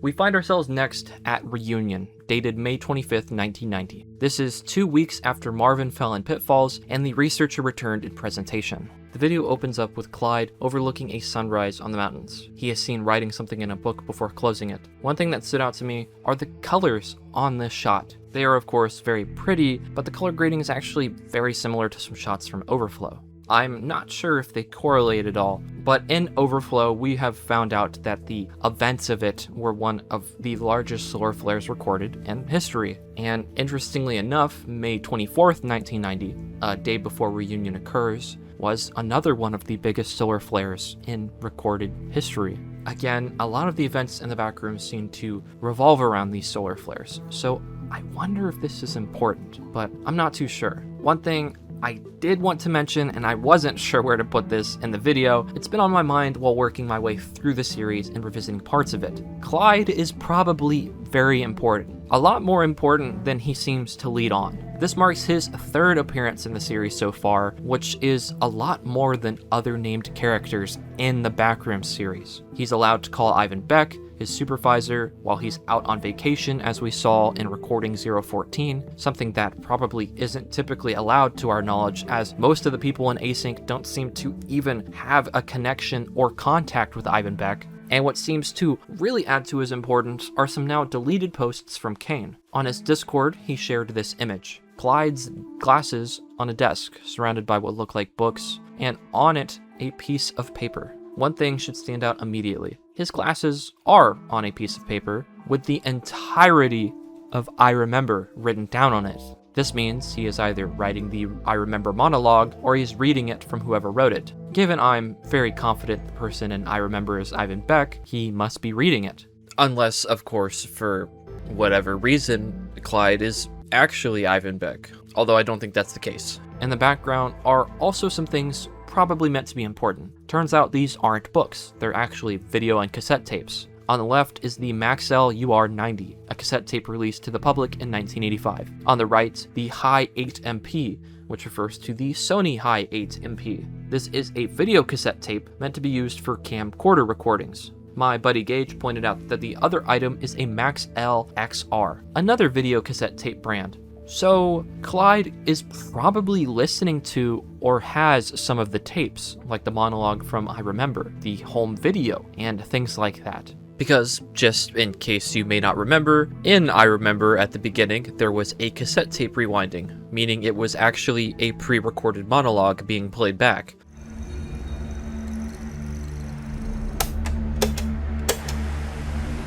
This room is full of cassettes, so it's very likely that Clyde is listening to Ivan's recording. Another image posted to Kane's community tab also features Clyde's glasses on top of a sketch this time. At first, it looked like a bunch of nonsense to me, but the more I looked at it, the more I started to piece things together. We see the threshold, a man in a suit, which is how Ivan is usually depicted. There's a floating eyeball, which is relevant because a lot of people theorize Ivan actually has an eye injury. A clock whose hand is getting warped and messed up, which is relevant given we know the complex is distorting time. An async researcher, a black briefcase, which is something we see async researchers carry time and time again through their explorations of the backrooms. Some prototypes for what look like to be async's logo, a sun.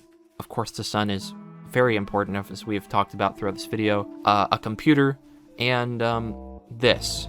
I don't know what these are. It looks like two things that don't touch are meant to spiral around one another, but as the drawing progresses, they fuse together and become kind of like a blurb. At first, this reminded me of some graphs I'd seen in school about cells during mitosis, but I don't really know if that's what it's going for. There is also an ID card that I couldn't make out, but after posting about it on Reddit, BR Burner pointed out that this was an ID card that belonged to Michael Greer. Now, this is a name I'd never heard of before in this series, and I thought was maybe a troll, but after looking at the drawing, it does look like it says Michael Greer. I decided to look into this character some, and found a song from Kane called Michael Greer Was Never Here. A song that is, not the best sounding, to say the least.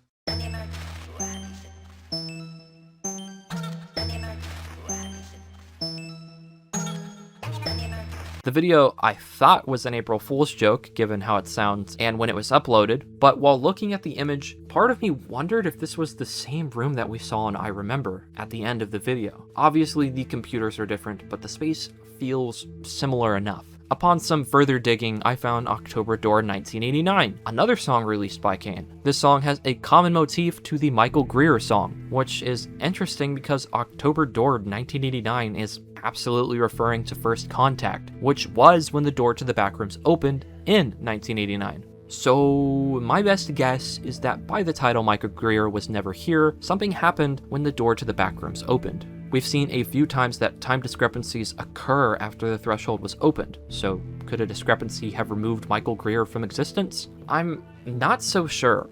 It's hard to say, and part of me wonders if all of this stuff about Michael is just meant to be a clever troll to get people like me to sink their time into. Although it is incredibly strange that this drawing more than likely was made by Ivan Beck and is being observed by Clyde. So if it was created by Ivan Beck, that means he knows about Michael Greer. This begs into question, how? How does he know about this character that no one else does and nobody else mentions? Moving on to some things that are maybe a little easier to explain, there are some events checkmarked or X'd out. I can read one clearly. It says overload. We haven't talked about it yet, but in Overflow, a system gets overloaded. This is probably referring to that. One that is X'd out reads B3CRT_1, which is something I don't know about yet. I'm not too sure what this could be referring to. The B could be Backrooms, the 3 could be Camera 3, and CRT could be referring to the monitor it's being displayed on. Another of the ones, which is checked off, seems to be something about control. Basically, on this image that has been now deleted, there's a lot here, and everything in the drawing seems relevant. Kane has posted several drawings like this over the years, and while it's implied they're from Ivan Beck, it's kind of hard to tell who exactly makes them. Clyde obviously connects to this all somehow, but we aren't sure if he's looking at them or if he's the one making them. Anyways, sorry for the giant side rant, but I wanted to mention this somewhere, and this seemed like the only place to talk about it given this is actually Clyde's last sighting in the series so far. Getting back to Reunion, the mug says MLM with some coordinates on it. If you type these coordinates in on Google, a lot of people seem to mistakenly get this as a vineyard, but it does just take you to Moss Landing, the place that is depicted on the mug. So this suggests that maybe Clyde or another previous Async member had worked here at some point in time. But this detail doesn't really stand out a ton. What does stand out is the logo. A sunset on a body of water. Again, always pointing back to the same visual imagery. Because of the sunset imagery, we can probably assume this cup relates to Ivan somehow. Although I'm not sure if it implies that Ivan worked for them or not, given from what we know about the timeline, I'm not too sure when he would work here. Async seems to have brought vehicles into the complex, as we see them riding around in a car up to the room they boarded up after report, due to being worried about the monster they encountered. With them, they also brought a rover, since none of the scientists probably want to go back down there. Also, no one is wearing hazmat suits anymore. Not too sure what I missed here, or why they think the air is suddenly safe now, but alright. They use the rover to scout out the area and pull up to the pitfall room. One of the researchers refers to this room as 14D. Through their scouting, they determined there is no threat anymore, at least not that they can see. So it is time for an expedition as we follow a group of researchers who are in hazmat suits. Okay, so these guys are in hazmat suits, but the other people weren't? Why are some of them suited up but others aren't? That doesn't make a lot of sense, but whatever. Okay, sure. Regardless, they set out into the complex again. I hadn't noticed it before because of the film grain, but here in Reunion, it is very obvious that one of the suits is actually green. Looking this up, I found that this indicates this person to be a supervisor, meaning they're a higher rank in the expeditions. Another one of the suits is also noticeably different, and it appears to be armed with various different weapons, one of which is a shotgun. The group of researchers have nicknamed the monster Marvin's friend, a pretty fucked up joke given it could have killed Marvin. To make sure no one falls this time, they brought tons of planks of wood to cover the holes and make it to the other side. Something I wanted to note is the shotgun model. I can't find the comment now, but shout out to whoever wrote it. This comment I saw on the video for Reunion stated the shotgun model didn't exist in 1990, and after looking into it, they're right. The shotgun in the video looks to be a Remington 870. While that isn't too outlandish since it came out in the 1950s, the accessories for it look to be a Magpul brand, which is a polymer furniture created in 2014. My suspicions were confirmed when I saw other people talk about it on Reddit. So much like there was no leap year in 1990, this also appears to be another time discrepancy.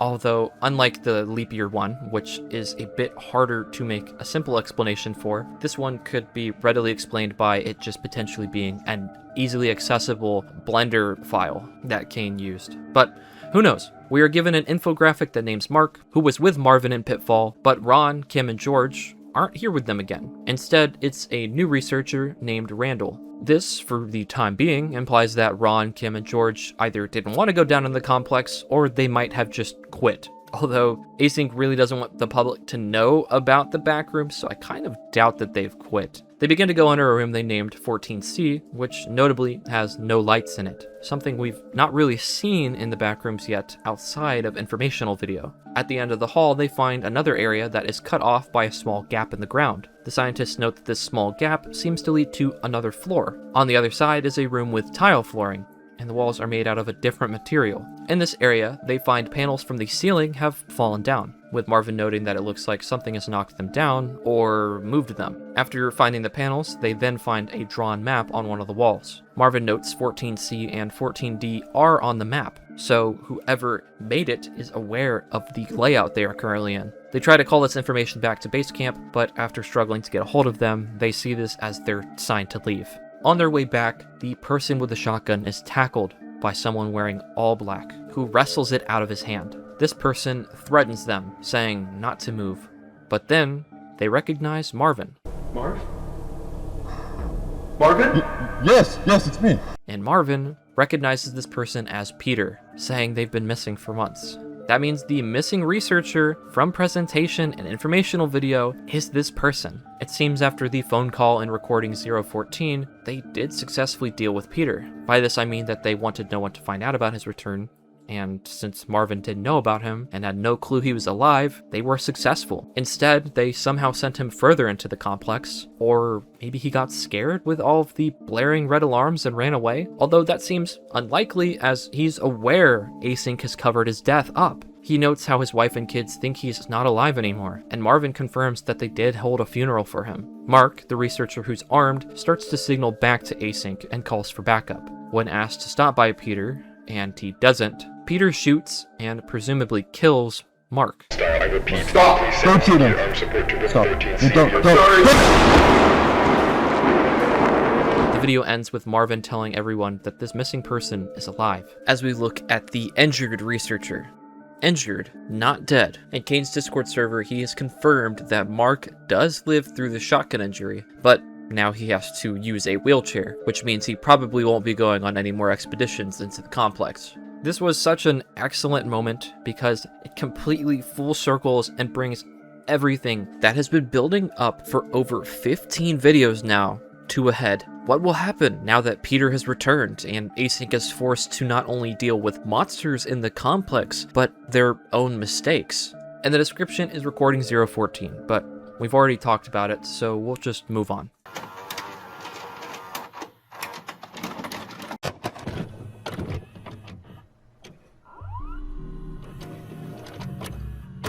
The next video on the playlist is Damage Control, taking place right after Reunion ends. Peter, the missing researcher, takes the gun and runs over to the observation deck, threatening everyone working there. He uses this hysteria to leave the complex through the threshold and sprints through the Async facility to find a way out. Other researchers and employees begin a manhunt to find him because if anyone finds out that his death was a cover-up, Async is surely going to be immediately put under investigation by the government. He manages to make it to an elevator, presumably returning to the surface. After this, the footage cuts to the presentation where Async fills in everyone on what's been going on. Supposedly. I don't really believe that they tell them everything. It starts off with them telling everyone about the expedition that occurred during Informational video. Notably, they tell everyone this expedition occurred on March 1st.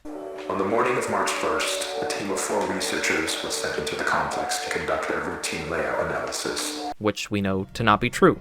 That it was February 29th, which makes this even more confusing as the footage they show of the expedition is dated February 27th. Again, all of this nodding to obvious time discrepancies. They show us the footage when he jumps forward in time, confirming the complex transported him forward a few months. After this, he turned up in the observation deck, and from here on out, I kind of doubt everything Async is saying to some degree. They claim they told Peter about his fake death and that he was willing to cooperate with them, gradually reintegrating him back into society. Over time, he began to experience psychosis and hallucinations, showing symptoms that he had developed schizophrenia. This all made him believe that people at Async weren't real and were actually out to get him. This eventually led to him forcing his way back into the complex through the threshold. Coincidentally, on the day he was supposed to be reintegrated back into society. This doesn't make a lot of sense, given what we saw in Reunion. Yes, Peter was definitely panicked and a bit hysterical, but he doesn't seem to be remotely happy about Async faking his death like the company is saying that he was okay with.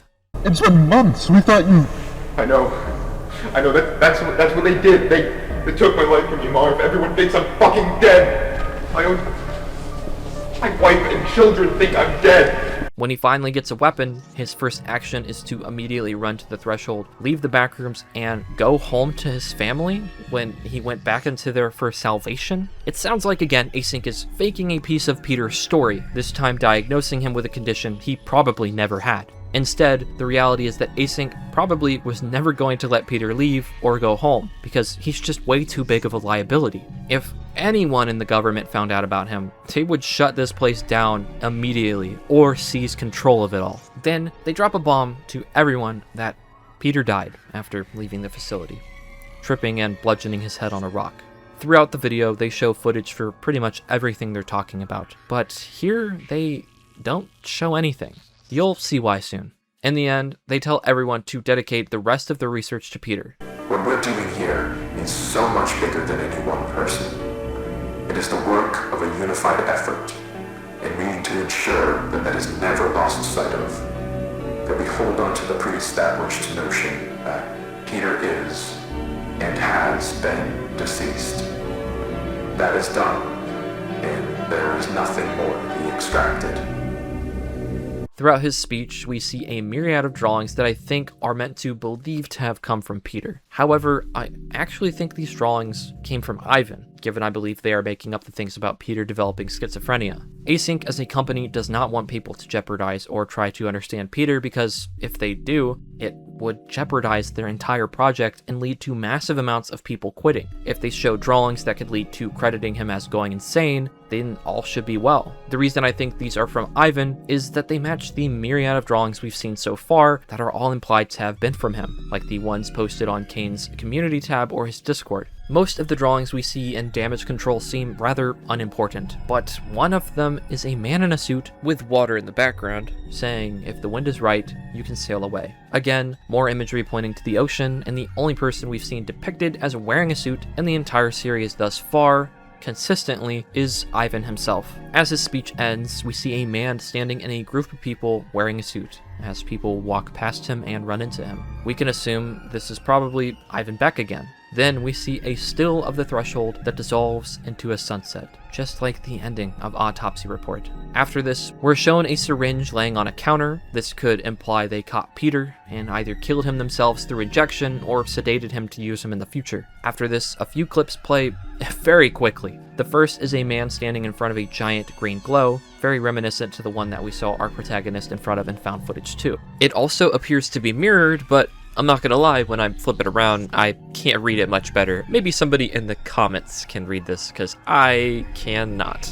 Next, we see people in suits looking troubled, probably meant to be depictions of people during the damage control presentation about Peter. A cluttered desk of some kind, which could be Clyde's or Ivan's, given what we've seen so far. A still of a person walking, and then going back to that same person surrounded by green, but this time it's entirely purple. This one's a little strange considering we haven't seen a big purple glow just yet. However, one of these quick images stands out amongst the rest. A person running in a downtown area of a city. This probably has to be Peter. He's the only logical answer, but this means he's actually alive still. What does kind of trip me out is there are no other cars or people. So is he actually outside, or is he still in the complex? The last sequence of damage control is a landline ringing, which is actually the same phone we hear ringing in Autopsy Report.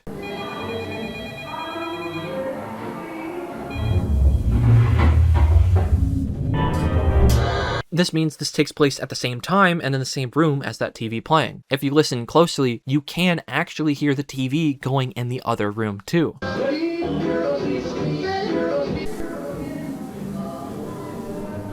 It is nice to finally have some confirmation for things in the story for the first time in the entire series. However, this still does raise a few questions. We have two tie-ins through this video to Autopsy Report's ending. Could this imply that the ending to Autopsy Report and the ending to Damage Control connect to I Remember as being a part of the ending to the series, given it is one of the only repeated scenes that we've had that we have no logical explanation for just yet? I'm on the fence with this still, because part of me feels like this is when first contact when the complex was made, and it was trying to maybe communicate with Ivan, given that we see some things in this video that we know are meant to be important to Ivan. Is Peter actually alive? And if so, are we going to see the repercussions for it? Also, speaking of I Remember, seeing the same person in two different glows feels very reminiscent to the ending of that video.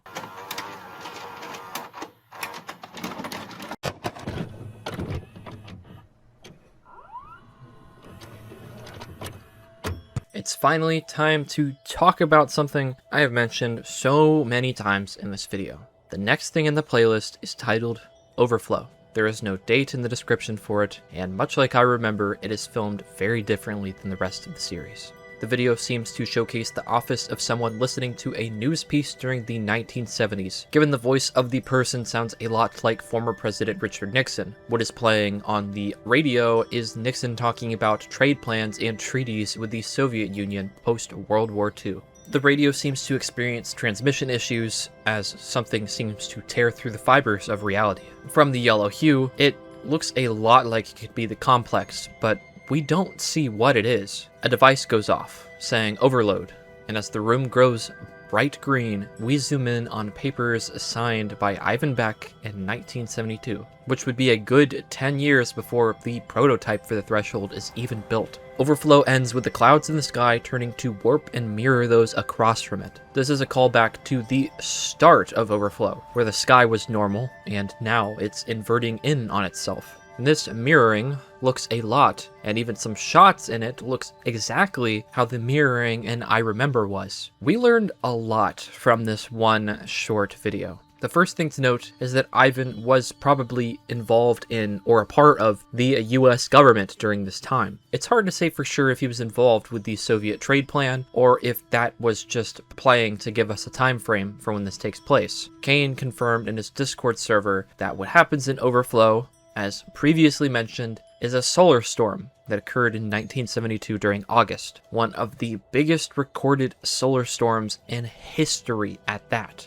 Just in case you weren't aware, a solar storm is a massive explosion from the sun that shoots out a ton of energy, light, and particles into space. Sometimes those storms come to Earth, and when they do, they cause a massive disturbance to our magnetic fields. This can lead to radio blackouts, power outages, or overall failure of technologies. Interestingly enough, while I was making this video, I found out that in 1972, the solar storm was so strong that it triggered a bunch of mines to go off in the ocean that had been there because of the Vietnam War due to an operation called Pocket Money that were sensitive to magnetic fields. The device he's using appears to be somehow meant to study the solar storm, but an overload occurs. It's not explicitly stated anywhere, but it is likely the overflow from the solar storm either created the backrooms, or at least it opened the Terran reality for the time paradox to begin. This is very important because the device that Ivan later develops to try and tear a hole to the backrooms is the low proximity distortion device, and the date that first contact is made is October 17th, 1989. Coincidentally, this is a few days before another one of the biggest solar flares in recorded history, meaning that this flare potentially aided the distortion needed to open the door to the backrooms. We know this to be the case because we see a yellow glow tear its way through reality, and this looks extremely similar to when the door was opening during first contact. So, to our knowledge, every attempt at creating a door or opening to the backrooms has occurred on or near a solar flare. As for the giant green glow, this looks like a tearing of reality. I think this establishes to all of us one thing for good. The Backrooms series as a whole is a time paradox of some kind, likely a closed loop. A closed time loop is something where an event happens and then it circles back to the very beginning to make that event happen and keep happening, so that way that certain period of time will always be the same. This green glow that we see in Found Footage 2 showing up to Ivan Beck 10 years before the prototype was created is likely what spurs him to create Async and find his way back to the place he saw the glow. After all, if we look back at the third test, Ivan Beck presented a space to provide unlimited storage and housing needs to the United States government before they even opened the door and knew what the backrooms looked like. This means that this entire time he had to have known what they looked like. The only question is, when this tear happens, what did he see? Who did he see? My running theory is that somehow the girl from Found Footage had her video camera appear here, in Ivan Beck's home or research office. This would explain the green glow that we see as it connects to Found Footage 2. This would also explain the person watching the footage she recorded at the end of the video. If this is the case, we can confirm for sure the sound of wind chimes is something we can correlate with Ivan Beck. We hear them in Overflow, which takes place at his home or office. Market and non-market economies. Well, as I've said, that our negotiations in this... And we hear them when the person is watching the videotape in Found Footage 2.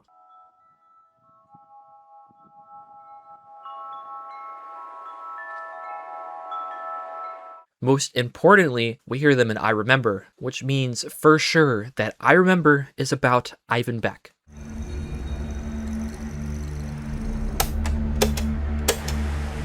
We'll talk about it more later in the video, but wind chimes can also be heard in a lot of tracks that are related to Ivan Beck in the soundtrack for the Backrooms. So yes, undoubtedly, wind chimes are meant to connect to him, and it is very likely he was the one watching the footage at the end of Found Footage 2. This can make sense the longer we think about it. We know that in the ending for Found Footage 1, the camera traveled forward 5 years since Found Footage 1 started in 1991. With that logic, it's not too far-fetched that a camera could also travel backwards in time. This short little video kind of recontextualizes the entire series for us. In 1972, Ivan Beck discovered the Backrooms, in turn creating a time paradox. If it is the tape from Found Footage 2, which it likely is, what compels him to search for them? Could that be Ivan Beck's home we see in Home 27647, the one that we saw recreated in Found Footage 2? Whatever it is, Found Footage 2's tape is what convinces him to go forward, build the prototype, and inevitably open the door to the complex. Once the door is open, this tape will find its way to him again. It's a perfect loop. This is why the threshold resembles the LHC with how it functions and its purpose, as the Large Hadron Collider is the inspiration for a myriad of different closed time loop stories. Steins Gate is one that comes to my mind, and is how I even know about the LHC in the first place. It is a genius setup that helps the entire story come full circle. The ending scene, with the clouds mirroring each other, tells us that this is when our reality changes forever. No longer is it one dimension and whole. Now, there are two parts to the world, the front rooms and the back rooms, standard and the complex. They are mirror worlds of each other. This would explain why there is so much mirroring and reversing in the series, because it is the backrooms and the complex interacting with our reality. If we go back to I Remember, we see that over time, these mirror worlds begin to intersect with each other. The back rooms start to take things from the front rooms, or standard, whether it's objects, furniture, or people. In time, the complex no longer will mirror our world. Its goal seems to be to stand alongside it and coexist with it. At least, that's what I'm thinking at this current point in time. Kane confirmed in his Discord, again, 4 years ago, that we had already seen the ending. Based on the repeated imagery and I Remember that shows up in the entire series and what we have learned from Overflow, I take a guess that I Remember is definitely meant to foreshadow the end of the series. I know that was throwing a lot at you guys. I hope that it made sense.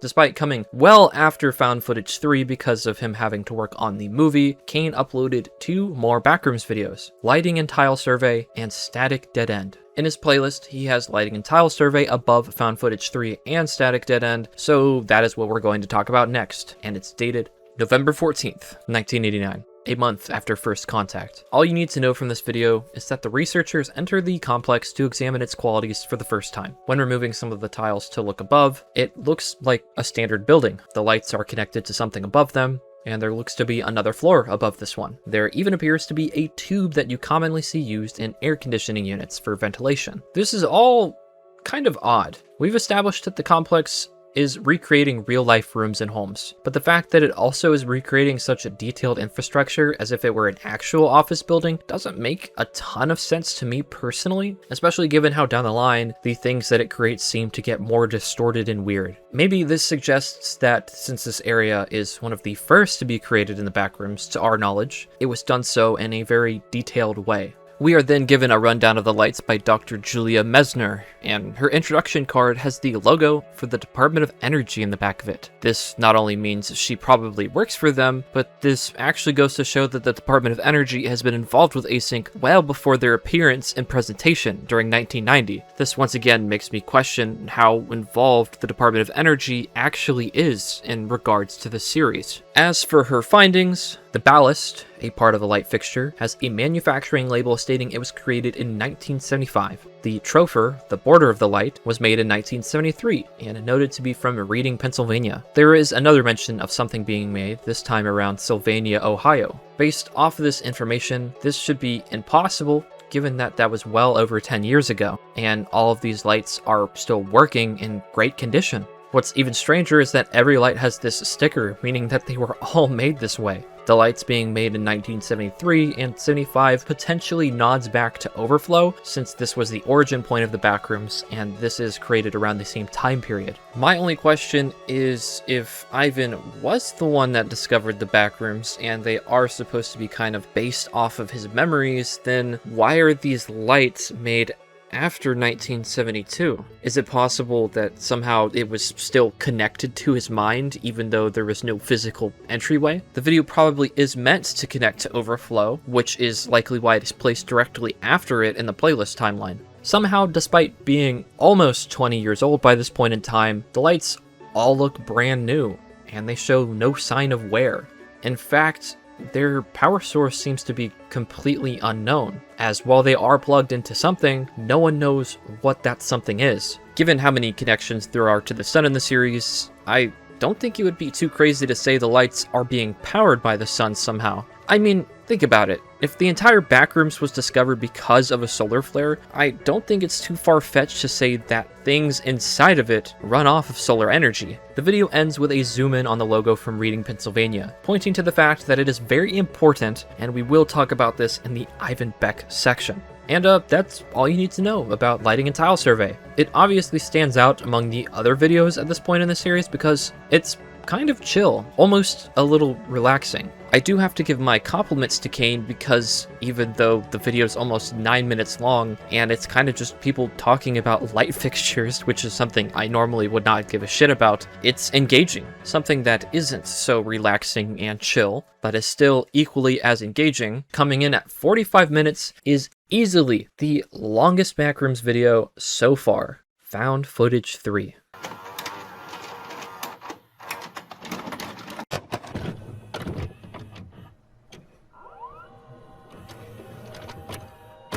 Found Footage 3 opens with a vlog of someone named Ravi. There is no date in the description, but there are two things that pop up that are likely meant to cue us in on when Found Footage 3 takes place. The first is Ravi's mention of Monsanto lawsuits that he recorded an executive joking about. I realized I recorded a Monsanto exec.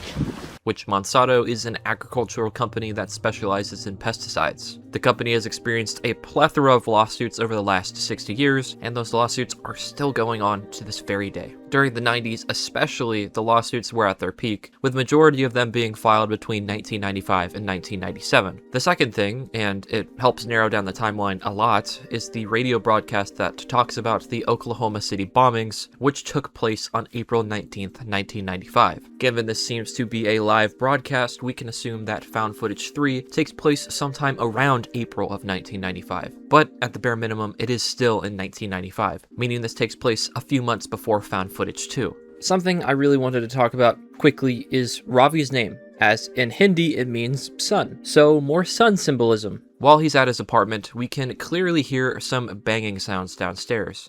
Calling to ask to see if there's anybody supposed to be checking out the downstairs today. Ravi goes to investigate and finds a broken sliding glass window. Notably, the way the glass is broken, it looks like someone broke out of his apartment, not into it. But it makes sense for anyone to assume that someone is breaking into their house, given, you walk down and see this. He makes his way to the basement, assuming whoever broke in went that way, and hears a weird sound while he's there, finding a giant broken wall. The really weird thing about this is that there's not a single piece of rubble or brick on the floor underneath it, and on the other side of the wall, there is different flooring. This is meant to indicate that right through this wall is the complex, but that means that someone broke out of it and into the real world. How did they do that? How is that even possible? This fracture clearly implies this is much more than just a null zone, given Ravi can see right through it. So, what even is this space? Did this area in Ravi's basement somehow turn into another version of the threshold? There are so many implications with this wall break that it's kind of hard to go through them all. And even before we can really try to figure out what any of this means, Ravi steps into this room to investigate, falling to a deeper level of the backrooms. He finds himself in a room that honestly, at first, looks like a normal office room. There is nothing wrong at a glance with this area, and it looks similar to the one Kane saw in Found Footage 1. There are even signs on the wall that make it look more authentic. This all just goes to show that the complex, in some aspects, is getting better and better at replicating real life, and at other aspects, it's getting worse. For example, while I was watching, for a long time I didn't know that this wasn't the backrooms until there was this door to a brick wall blocked by a table. Something obviously that should not be here. The only escape to the office area is a tiny crawl space that leads him into a room with a microwave, a couch, and a table, with another open wall taking him to a room with a clock and just a dining table. Notably, the clock is set to 7:16, which could either be a reference to Ivan Beck's birthday, July 16th, or, and this could just be because how influential Longlegs has been on me, a nod to Revelation 7:16, which says, "They shall hunger no more, neither thirst any more. The sun shall not strike them, nor any scorching heat." The reason I mention this because if this is the route for Revelations, I kind of doubt it, but if it is, this would make sense given the repeated imagery of the sun in the series, and given that nobody in the backrooms ever eats or drinks anything. Ravi then finds himself in a tall room with just a circle of school chairs and a fake skylight above. This is very interesting because this is the first time that we've seen the complex try to emulate the sky and do it pretty well. It's almost impossible to tell that this isn't actually the real sky. He's able to find a pathway to the next room behind a shelf, and he passes through a few rooms before he finds one with a random assortment of furniture, calling it a furniture store. Furniture store now?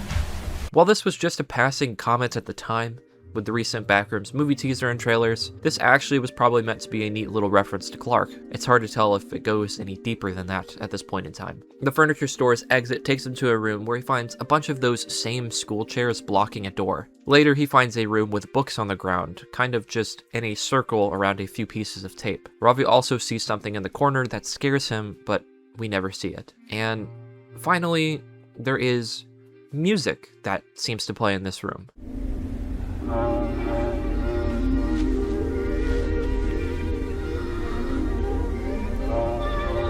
There's a lot going on in this room that raises quite a few questions. The music seems to be coming from this intercom, but where is its source? Is the complex itself making music now? The layout of the books and tapes seem very similar to what the girl from Found Footage 2 did, where she was testing a null zone. The book layout could be to see if there are any different spots that need to be marked. This could make sense, as based off the trailer and Found Footage 1, it is totally possible to exit the backrooms again through a null zone, so maybe this was somebody trying to leave. As for what's in the corner, my guess, and a pretty popular one, is that this is just a decomposing body, especially since Ravi complains about the room smelling bad, and he's so horrified upon seeing it. I'm not sure what else could be here to freak him out so much. And then we learn what could have potentially killed this person with a loud sound coming from the dark. Oh my god. This sound is enough to freak Ravi out, and he begins to run from it, going back to the furniture store, when this happens.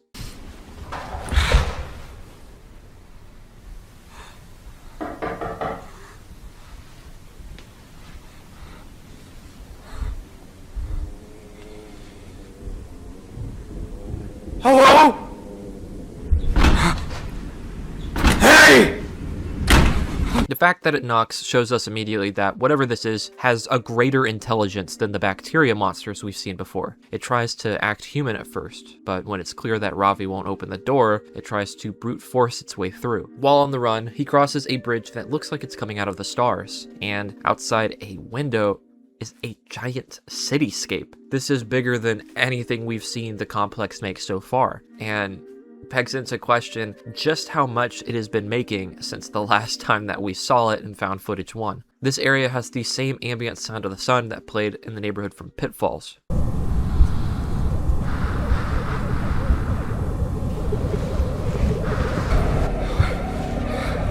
What the fuck? What the fuck? Immediately after he's met with a playground. Well, the complex's attempt at one, at least. When he turns on the lights for this place, it plays the same tune that we heard in the previous room.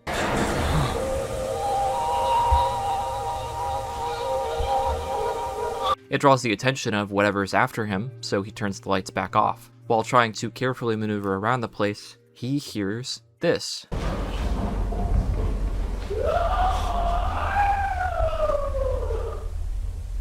This to me so far has been probably the most terrifying sound we've heard in the complex. This proves to us that not only does it have human intelligence, but it can actually make human sounds pretty well too. To reinforce the intelligence, it actually turns the lights back on. Scurrying away, Ravi finds himself in an apartment-looking area, which was discovered by Redditor Redacted N86 to be a recreation of Elliot Anderson's apartment from Mr. Robot, which makes complete sense since this is known to be one of Kane's favorite TV shows. Not only is this a nod to something he loves, but it again just reaffirms the complex recreating real places. He climbs up a ladder, spotting a statue turned around. This one was pointed out by unknown Photo G_1 to be a statue from Tibet with the deep ties to Buddhism, and the specific statue was discovered by Sharp Candle _5429 to be Kuan Yin, the Chinese goddess of compassion. So, not too sure what this is doing here. Later, Ravi enters a room with a bunch of speakers, playing another strange track.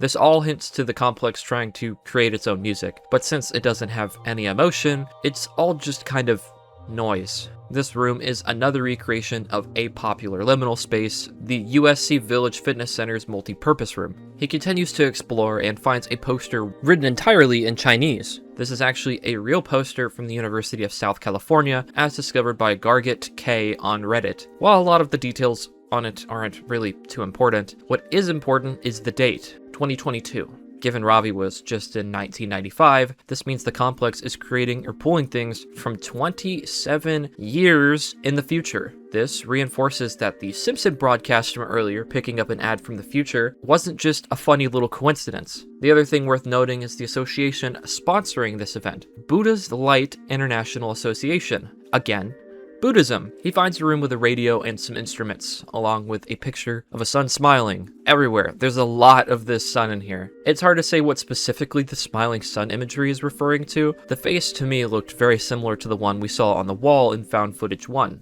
Here's a side-by-side comparison to just see what I mean. They're not exactly the same, but they are pretty similar. This could maybe imply that the drawings on the wall in Found Footage 1 were actually made by the complex itself, which makes that entire wall very interesting in hindsight. If we go back to it, of course there are the ominous writings which suggest that maybe the complex is afraid of itself, but the most important part is there's a window, and inside we see the ocean and a sun.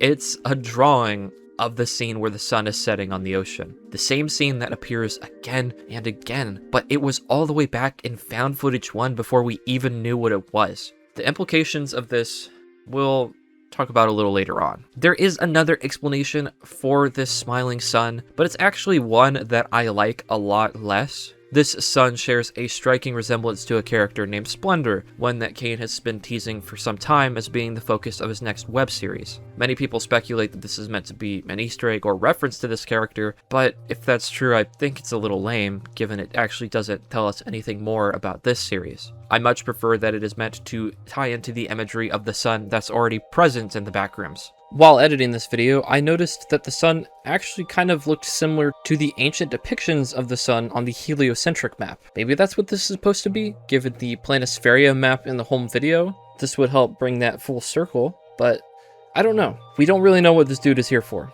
Not wasting time to think about this sun iconography like we are, Ravi uses this machine to try and communicate with someone. While using it, the radio's signal gets distorted, and we can see a green glow at the top, implying that the complex is actively changing still. His attempts to contact someone are interrupted as he hears what sounds like people talking. He leaves to investigate it when he finds a drum set in the hallway. At first, I didn't think much of this, but on a rewatch, I noticed that Ravi actually has a drum kit back in his apartment. It's hard to tell if this is intentional or not, and I have some ideas that I'd like to discuss in my discussion about what the Backrooms are later on, but I figured for now it's worth mentioning because a lot of the things in the series end up being intentional. After some more walking, he finds the source of the noise, and it's back at the playground, so he assumes it's the thing that busted the door down. Interestingly enough, the voices he hears actually, to us, should sound familiar, as it echoes that of an Async researcher.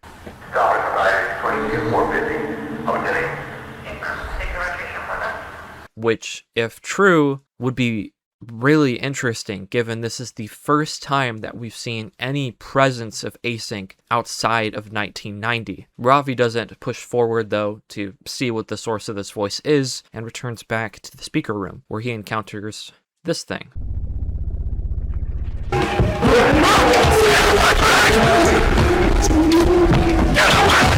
Kane gave it the official name of still life, with it likely being inspired by the still life form of art. A still life piece is when you hold something stationary, trying to recreate the very essence of what you're looking at. Getting a good look at the still life, and it's very clearly trying to recreate human life. It has clothes, it has feet and hands, and it has a mostly formed face. Mostly, there is a clear gap in the middle or right side of it. Another thing to note is that the song we heard playing earlier from the speakers, Kane has also named Still Life. It chases him for quite a while until he successfully barricades it off, and there's a grandfather clock on the ground, also set to the time 7:16, just like the last clock. Is it Revelations, or is it Ivan Beck's birthday? Trying to not stay in one place, Ravi ventures on finding a room with the stop sign corrected, and a photo of Mao Zedong?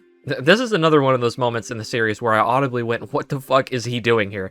For those that don't know who he is, Mao Zedong led a Marxist revolution in China and turned it into a communist state, known now as the People's Republic of China, in 1949. He stayed in power until his death in 1976, 4 years after Overflow took place. Why he's here really confused me, so I decided to look a little further, and there actually seem to be some weird things that I've noticed. Red Sun in the Sky is a song released in 1974 meant to honor Mao Zedong's legacy and communism, with many depictions and historical pieces of Mao as the literal sun. Coincidentally, there's a song called Red Sun in the Sky that Kane created for Found Footage 3 that plays later on when Ravi finds a cityscape with a red glow to it. There's a lot here, especially when you remember the sound that could be heard outside is what the actual sun sounds like. I hate to admit this, but I don't know what any of this could imply at all. We have a ton of pieces here, but I don't know how to put them together. It could be to hint to us that the sun isn't real and is just a red light, which is probably true. It could be to tell us that the Backrooms is actually in the sun. It could be a nod back to Home 27647, that the Backrooms is now the center of the universe. It could show us that the complex is a communist state. Good for them, I guess. It could be showing us that the complex is affecting all parts of the world, not just America, and it's adapting parts from China, given we see Mao Zedong, we see the Buddhist statue.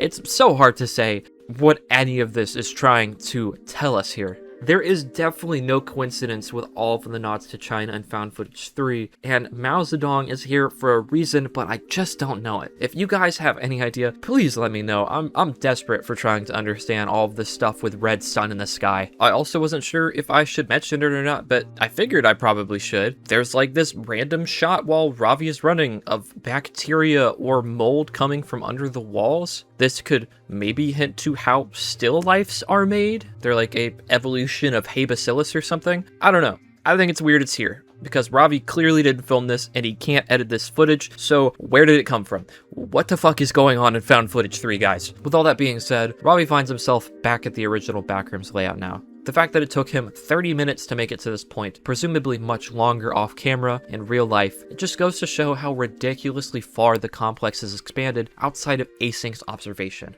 Then we get hit with something else that's another little strange thing. Found Footage 3 is full of stuff that just makes me question everything. Ravi finds a cardboard cutout of a caveman, which we also see a variant of this featured in the trailer for the movie. There has been a lot of discussion about this cutout. In the trailer for the movie, there appears to be a camera near it, and Clark looks to be being actively observed and recorded. This statue also seems to have a cavity in its chest where a recording for the Voyager is carrying out, trying to potentially communicate with whatever is in the complex. However, the one that Ravi encounters doesn't have the cutout, so it isn't playing any audio. So, are these cutouts here to just see how the entities in the complex react to them?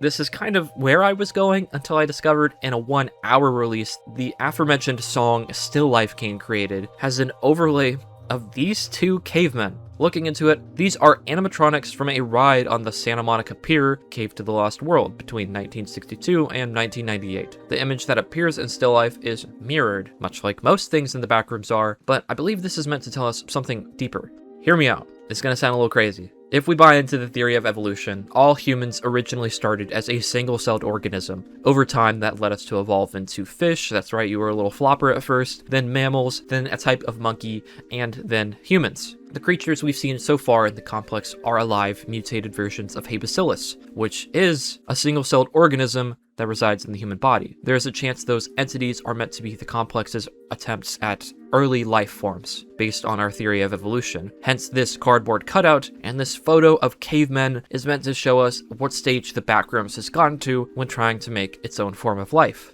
Cavemen, or early humans. That explains why the still life knocks, why it turns off a light, and why it makes sounds like a human would. The Backrooms has almost successfully made its first human. This is even backed up by how the Backrooms keeps fucking up making spaces and objects. Naturally, it's going to make mistakes making real people as well. They look human, they may even act a little human, but their behaviors are so devoid of humanity. Even if all of this makes sense, it probably isn't the case, and we're going to talk about that like almost immediately. After the caveman encounter, Ravi finds himself at a house. One that looks a lot like some of the houses from Pitfalls, but this one is completely separate from that neighborhood. On his way to the front door, he notices potentially another statue, one that is made of sand or concrete, maybe even wool. It's hard to tell what texture this is. It kind of looks like it could be a body, as it does somewhat resemble the graying corpse from Autopsy Report. This is the thing I was just talking about though, as it's very likely that since this is a statue of a human emerging from the floor, that this is where the still life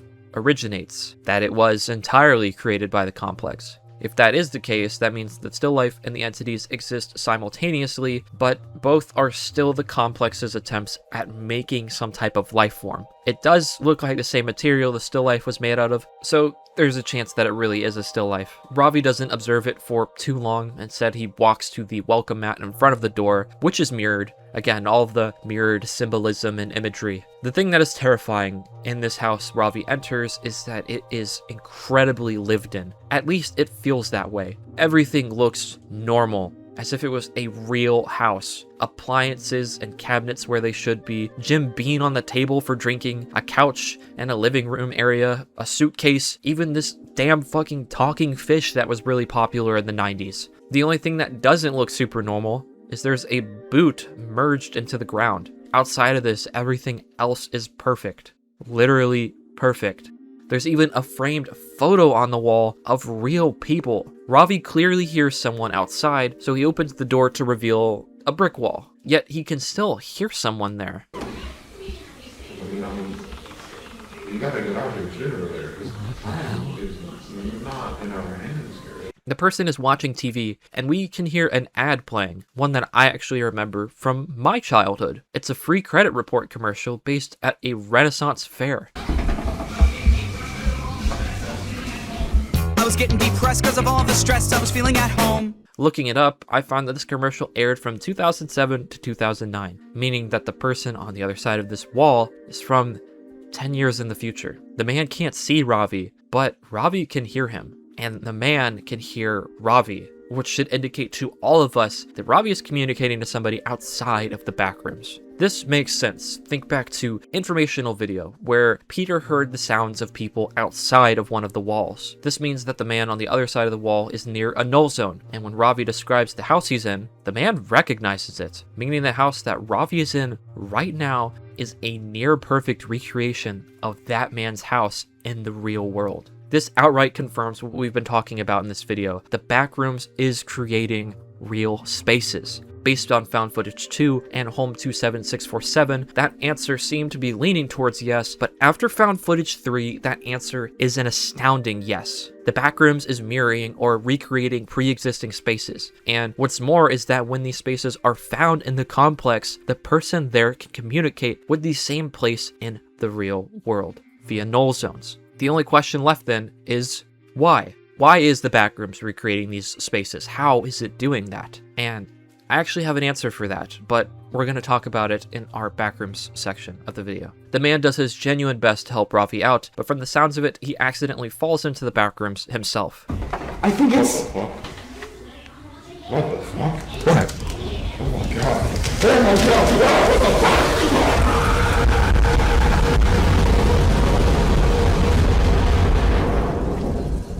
Even though, clear as day, this null zone that the two are communicating through is in the man's house, this man does not fall into the same room as Ravi. It is possible that he fell into a different space in the complex, or because the commercial I mentioned earlier is from the distant future, the man fell into the Backrooms 10 years down the line. After some time has passed with no hope left, Ravi leaves some final words for us. The room is bright red, the camera feed is distorted, and the music he heard earlier in the room, The Body and Playground, is playing.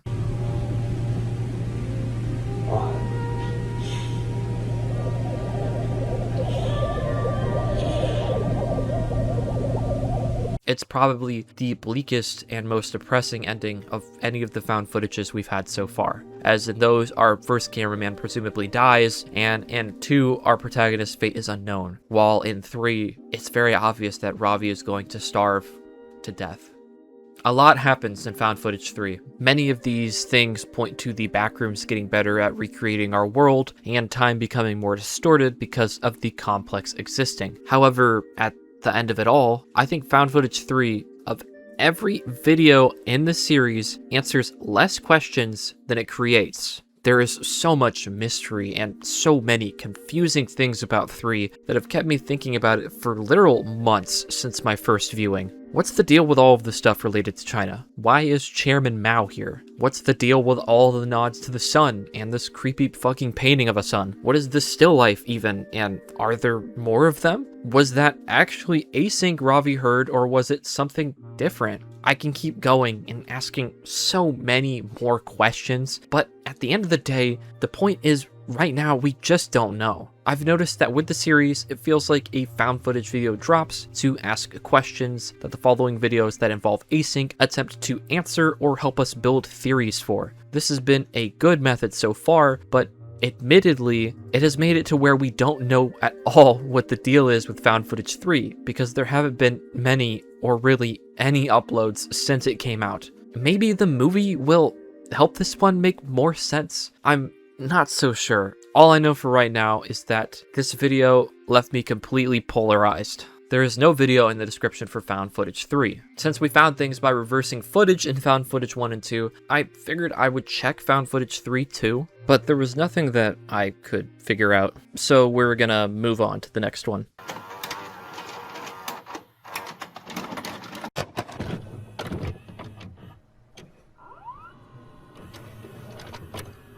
The final entry into the Backrooms series at the time of writing this video is Static Dead End, dated May 29th, 1990. The video opens with George and Marvin talking about presumably Peter's death, and how Marvin is disgusted by what's happened. He plans to quit, but George talks him into staying. Something that is interesting is that Marvin doesn't seem to blame Async. He actually holds most of his resentment towards the Department of Energy. He was alive and well, and you can't tell me for a second that the United States Department of Energy didn't have the resources to fix things. Are you kidding me? The same group we've talked about a few times now. Marvin blaming them is interesting. Why not Async? Again, all of this points to the Department of Energy being a lot more involved than we think they are. The visuals for the most part didn't seem too important to me on first watch, with there just being some shots of nature and the outdoors, but now that I'm rewatching, the color grade matches the sunrise from Reunion with Clyde and some of the shots from Overflow. The fact that these specific blues and oranges show up so vividly during clips of real-life footage to me feels like it's supposed to mean something, especially when the orange glow grows strong over the async building. But this is another one of those things that what Kane is trying to say, I'm not too incredibly sure. As for the other visuals, the first has a lab space with the red neighborhood from Pitfalls on a whiteboard. The next has a model of the complex right outside of the threshold. There's a grandfather clock, but this one isn't at 7:16, showing us that the clock detail of them all being 7:16 is something that only happens in the complex, deepening its ties with Ivan potentially. After this, we're back in the complex. The holes from Pitfalls have been nearly covered up, and they seem to have built an elevator to lower themselves down to inspect the neighborhood Marvin found. Our cameraman this time is George, and Kim also makes a reappearance, meaning that Kim and George actually didn't quit after all. We finally get to see the room on the other side of 14D, and are met with a lot of stretched wallpapers, very similar to what Peter saw in Informational video. Given the green glow we talked about all the way back in Found Footage 2 was seen when the researcher was moving into the space in Pitfalls, this all but confirms the Backrooms was actively forming these rooms over here, hence why this wallpaper is stretched, and potentially this area of the complex isn't done yet. Later down the hall, they find a room that's a dead end, but inside of it has furniture and a soccer ball merged into the floor. On the ground appears to be the holes, very similar to those in the Pitfalls room. In fact, the layout of the entire room looks to be the same. On top of a large mound stares a lawn chair, clearly not merged into the walls or floor. And that's the end for Static Dead End. This is probably meant to show us that since the complex was interrupted, if you can call it that, by the researcher in Pitfalls, that the space did not form correctly, hence the holes in the floor and the objects merged into the walls and floor. Or, since this is a dead end, they could find later on that this is what the complex looks like when it's in the stages of creating things, and the next time they visit, this area could look entirely different. But that is everything the web series has to offer. Now we're going to try to hunker down and really discuss some of the things the series presents to us.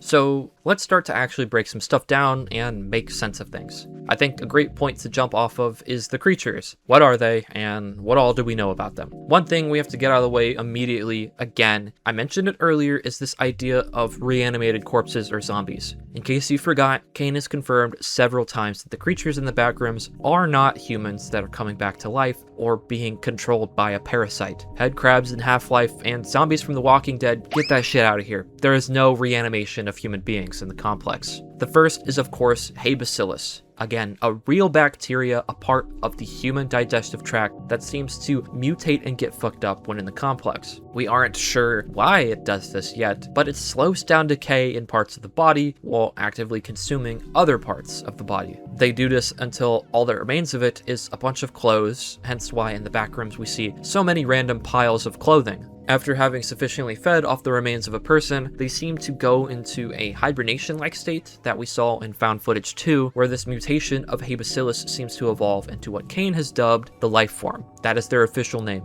I know I refer to them a lot in this video as entities or creatures, but they do have an official name. It's just not been used in the series yet, to my knowledge. Given Kane has also referred to them in the past as bacteria monsters, we can infer that these are in fact the mutated Habacillus, and it's actually very likely they're made of an abundance of Habacillus colonies. This is the reason they move being so unnatural, given it's a bunch of bacteria trying to work together to emulate movement. These creatures seem to mimic human behaviors and sounds, even speaking English, sometimes in reverse like the first two found footages, and other times perfectly like in Pitfalls. Given we see one seem to jump behind and consume Kane in found footage 1, it is very likely they mimic human sounds to try and lure them close to eat them. Kind of like what we were starting to see in Pitfalls, where the creature kept begging for help to lure Marvin over to him. We aren't sure exactly how, but the Backrooms seems to be trying to recreate human life, and the Lifeforms are the first attempts at doing so. Somehow after the Lifeform, we encountered the Still Life in Found Footage 3, a creature that doesn't appear to be remotely made of Habacillus, but is yet again another attempt by the complex to recreate a human. We can again infer this from the caveman image that appears in the Still Life song Kane posted. From what we saw in Found Footage 3, it is very likely they come out of the ground.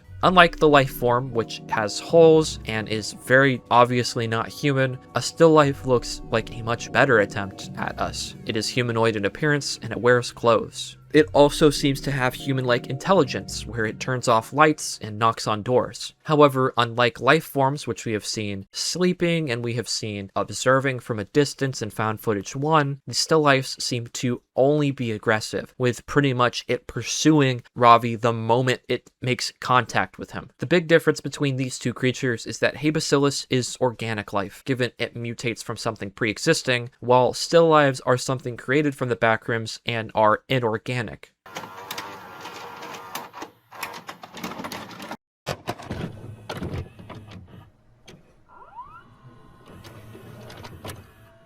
Moving on from the creatures, we absolutely need to discuss the biggest looming mystery in the Backrooms series as a whole. Who is Ivan Beck, and what is he trying to accomplish? My fellow audience, strap yourself in. This is going to be probably the longest segment of this video. In an interview with Wendigoon, Kane said that Beck was both the antagonist and protagonist of the series. According to you, who would you say the protagonist of the series is, if any at all? Let me think. I have an answer, but it might not make sense. But I think that's why it is a good answer, and the answer is Ivan Beck. Ooh, alright. Who, if any, is the antagonist of the series? Or what? Ivan Beck. There is an abundance of information we have gotten about the series from Kane himself through his Discord or community posts that are incredibly important to understanding events and characters in the Backroom series, especially so with Ivan. One of the biggest sources for information on him is actually through Kane's music. You have heard me mention a few times songs that Kane has made, like Still Life, Red Sun in the Sky, and the songs about Michael Greer. In Kane's Discord server, he confirmed that by studying the songs he's released, the motifs, the album covers, the song covers, you can, and you will, solve the entire Backroom series. All of these songs and their information can be found on Kane's second channel, not Kane Pixels. There is a ton of music on this channel, so much so that scrolling through it all feels redundant. But he has 3 playlists dedicated to the Backrooms. D-Pattern, the most recent one, seems to still have songs being added to it, so I don't want to talk about it in this video since information in it could change. The first playlist, cleverly named the Backrooms OST, has a bunch of tracks that we're familiar with. Everything I'm about to talk to you about regarding the music is thanks to people in Kane Pixels' Discord server. RetroRobin, Betty, Jamie985, Villsidey, Lily, Vangare, Porter, and Dezy all worked together to compile an entire Google spreadsheet of every single motif and track in the Backrooms soundtrack. Some of those same names like Porter, Villsidey, Lily, and some new names in Ivan Beck 2, Sam7256, Polarity, RooseveltClevelander, and Satellite of Hate all worked together to compile another gigantic Google spreadsheet of what every single track in the series cover art is from. Huge, massive astronomical shoutouts to all of them, because some of these photos I might not have been able to find without them, and with the motifs, I never would have figured any of this stuff out without them. Both of these documents will be linked in the description. I implore you all to go look into them, because if Kane is telling the truth, you can, and you will, solve the Backrooms through these tracks and album covers. Going back to the playlist of the Backrooms OST, a few songs have a cover image of a researcher in a hazmat suit with a green glow in front of him. This same researcher is the one we see in the ending of I Remember, but given the only time we see a green glow in this series outside of the Backrooms is in Overflow, we could potentially assume this is Ivan Beck as well, especially given the last image with the researcher on it is in a song called Congratulations, Ivan. There is another track titled For the Sake of Mankind, There Is Nothing More to Be Extracted. The cover for it is the same image we saw from Damage Control, the one that I believed to be a drawing of Ivan's. The next important one to look at is an image of a person in a suit. Behind them what looks to be schematics for the prototype of the low distortion device. On the bottom left is the same news article that was used to cover up Peter Tench's death from Recording 014. While initially I thought this was just a black square and a circle on the person's face, doing some digging I found this to be an image of the solar storm in August of 1972. So based on the solar storm, the prototype, the newspaper article, which was a cover-up suggested by Ivan, this has got to be him. The placement of the sun on his face has led a lot of people to theorize that Ivan has sustained an eye injury, and pretty much every single drawing or depiction of Ivan we've seen from Kane, he does look to have an eye injury. Take this drawing for example. The right side of his face is bleeding all over him, and above him seems to be a new version created with the sun at the center of his mind. After this playlist is Out of Sync, another playlist on Kane's second channel, which seems to be important to the Backrooms. The name Async is short for asynchronous, a word that means not happening or done at the same time or speed, according to the Cambridge Dictionary. Out of sync, according to the Webster Dictionary, is two or more things that are not operating, moving, or happening at the same time, speed, or harmony. Of course, by definition, that means these two are connected, and both seem to embody the Backrooms and the real world mirroring each other very well. But interestingly enough, the playlist doesn't actually seem to be about the company Async or the complex. Almost every song on this playlist relates to Ivan Beck. While I'm sure every song in here is important to some degree, I'm only going to talk about the ones that really stood out to me. The first song in the playlist is A Long Time Ago, with the cover art being the painting Children at the Pond by George Brahm. You might recognize that name, as this is the same person who painted the magazine cover seen in Found Footage 2. We have seen more of his work in the series, as random paintings of his have been posted to Kane's community tab on YouTube in the past. While this may seem like a random detail, Kane confirmed in his Discord that Ivan actually knew George Brahm. Well, at first I thought this could be because George and Ivan were maybe childhood friends. Upon finding out George was alive from 1878 to 1966, I realized this probably wasn't the case. So this must mean that George Brahm was like a family friend to the Becks. If that is the case, this means the piece of his we see in the house for home 27647 could actually indeed be a photo from Ivan Beck's home. Near the end of the track, this painting of George Brahms distorts along with the song and turns into a mixture of the painting, a picture of the threshold, and an image of a person on a computer that we saw in the March 11th tar file. This suggests the person this song is about's memory is becoming confused and overlapping different events on top of each other. The next is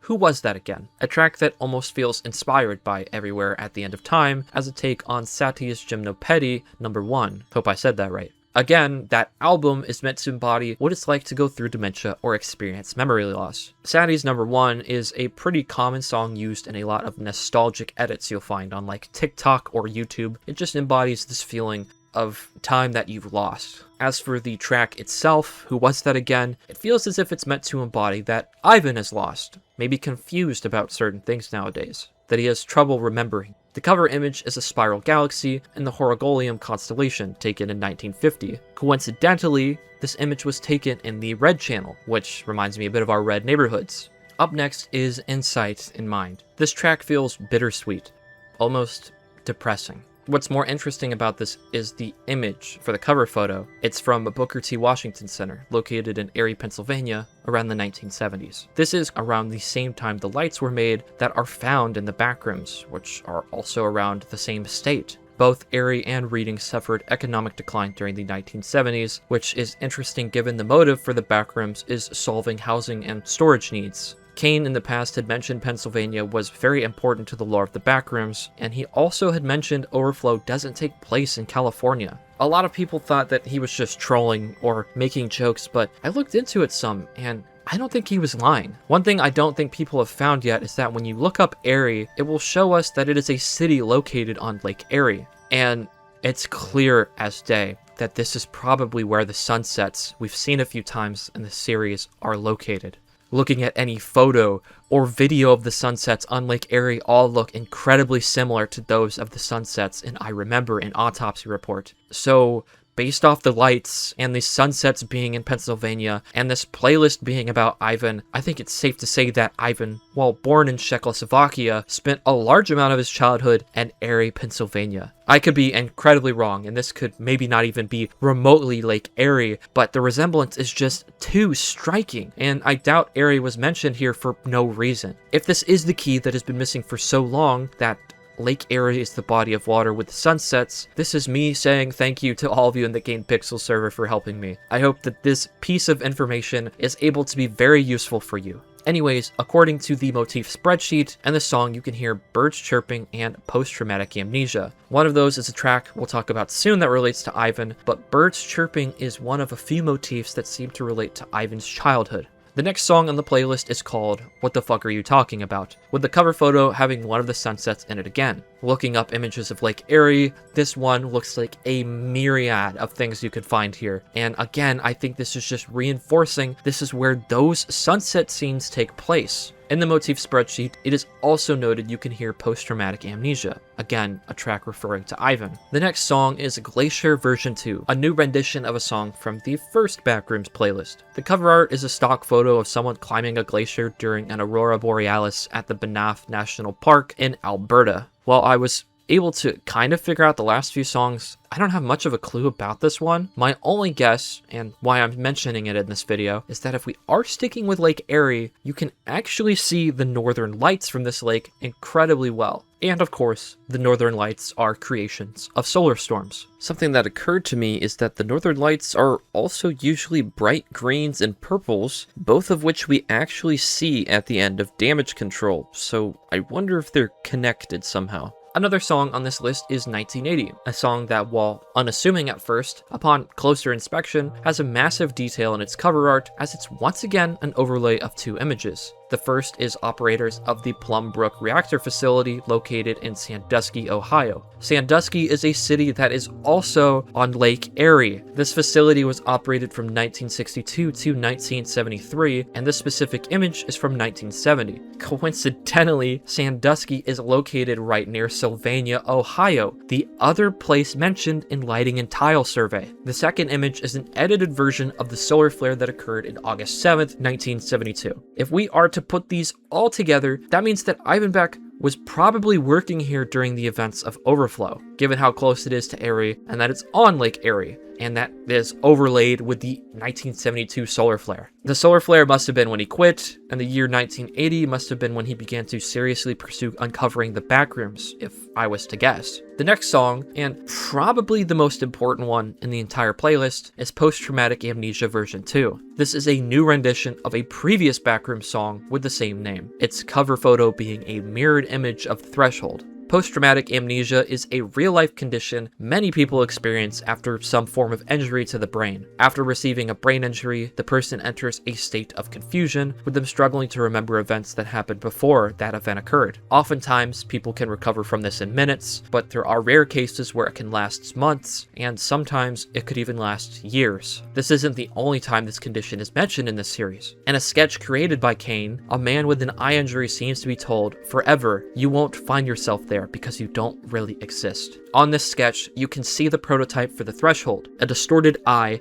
and a normal one, and various locations that look like they could be in either the complex or the Async facility. In the center of the image is a bridge. The reason I mention this is because a bridge can be seen in the background of Overflow, and on the bridge is the numbers 78093, which is a medical classification for memory loss. And to top it all off, Redacted N86 found that the audio that gets fucked up at the end of a long time ago is actually just a reversed version of post-traumatic amnesia. All of these to say that, in short, Ivan is suffering from post-traumatic amnesia. That is why there are tracks called What the Fuck Are You Talking About? And Who Was That Again? Because Ivan cannot remember. This is backed up by the similar imagery in the series with the blue tape to the 6th stage of Everywhere at the end of time. The running theory so far, to my knowledge, by the people in Kane's Discord server is that during or around the events of Overflow, Ivan Beck sustained an injury to the eye and lost his memories alongside that. That is why in the sketch and in official art, we usually see Ivan with only one eye. This brings us to post-traumatic amnesia, where the cover art is actually the observation room,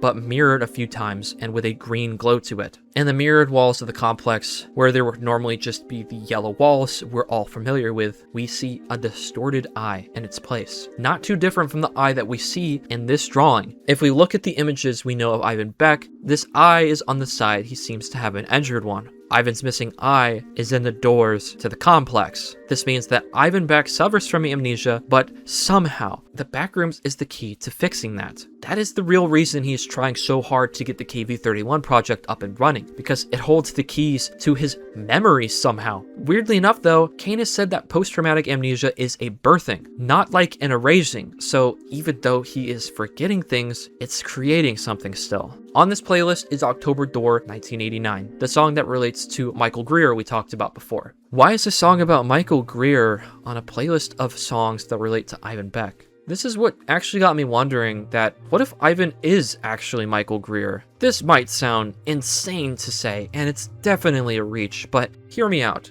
Say he really is Michael Greer. He lived his entire life as Michael, and he lost his eye before the events of Overflow. When he lost his eye, he forgot everything about his youth, and the idea of Michael Greer was basically erased. This would explain Michael Greer was never here, because now he might as well not be there. Through Overflow, he was able to see glimmers of his past and want to further understand himself as a person, and who Michael Greer was. This would also explain the dialogue we see in the sketch I was talking about. You won't find yourself there because you don't really exist. This could imply that Ivan Beck isn't real. And we know that Ivan does know about Michael Greer because he drew his ID card way back when on the drawing that Clyde looked at. Although, maybe this is too much of a crackhead thing to say. I don't know. It's just all I could think of that would make sense about why this song is on this playlist. Another song on the playlist is Christopher Cross Sailing, a real song from 1979, but given new life from Kane. One of the lyrics of the song is, "If the wind is right,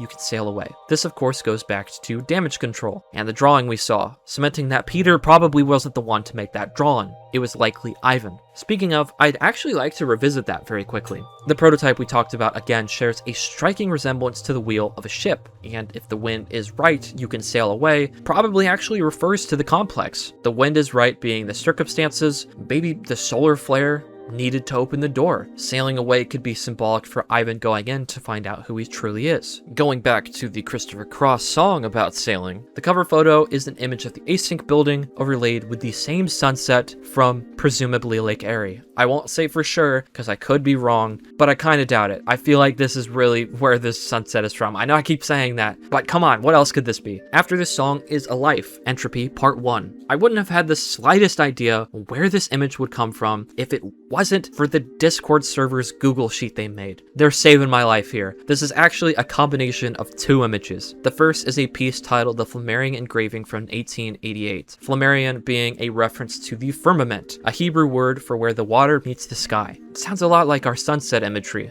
Anyways, this image is meant to show a person piecing their head out of the flat earth to better understand the world and universe. To my understanding, it is usually meant to symbolize a scientific quest for knowledge. Obviously, this relates to Ivan. Overlaid on top of the track is an ultraviolet photograph of a solar flare from 1974. So, putting it all together, this is meant to symbolize Ivan crawling from our reality into another, discovering the backrooms thanks to a solar flare. After this, he experienced a quest and thirst for knowledge on what this place was and how to reach it. There's a song called You Have Always Been Here, a title that's an obvious nod to the last line of I Remember. The cover photo is a globe, and while I didn't think too much of this at first, the Google Sheet actually told us that this is taken from NASA in 1976, pointing to more things about space and solar flares and all that good stuff. There's a track very obviously nodding to Ivan, called Ivan Visits the Light plus Defy, with the red glow we see in the Neighborhood and Found Footage 3 coating a suburban house. However, this could just as easily be a sunset or a sunrise on this house. According to the motif spreadsheet, in the song you can hear wind chimes, bird chirping, and ocean sounds. All of these three are meant to correlate to the Ivan that is lost in the complex, that the one he wants to discover. Later on in this track, we are introduced to the Async Institute theme, which is him going on his quest to find these memories. As for where the cover photo is from, that information is currently unknown. I was able to find some houses listed in Erie, Pennsylvania from around the 70s that look very similar to what this looks like, but I couldn't find the exact house. I am willing to bet that it is in Erie, Pennsylvania though. Another song is Overlooking the Sea, another track titled after a line from I Remember. The cover photo is odd, given the computer depicted is from 2000, and the image overlaid on top of it is a paper from 2017. However, the green tint to it all could symbolize some time shenanigans, so maybe that would explain how they're taken so far in the future. According to the motif chart, a song called Remember and Post-Traumatic Amnesia play during this song, which of course means this is related to Ivan Beck. But what is crazy is that this cover image is the same computers we see from the cover image of Michael Greer Was Never Here, just from a different angle. This again points to the fact that Ivan Beck and Michael Greer are connected somehow, given I Remember in the Sea is important to Ivan, and these computers are just about the only thing we have to connect to Greer. There's another track called Ivan version 2, which looks like two images overlaid on top of each other again. The first is the eye image we saw in Post-Traumatic Amnesia, and the other is a person that was floating in a green glow from the first Ivan track. This one looks actually pretty similar to what we saw in Damage Control, so I wonder if that photo that appeared for just a split second is actually Ivan, and this is right before he gets his eye injury. If it is, this confirms that he probably did get that eye injury during the events of Overflow, given we see that large spark of purple.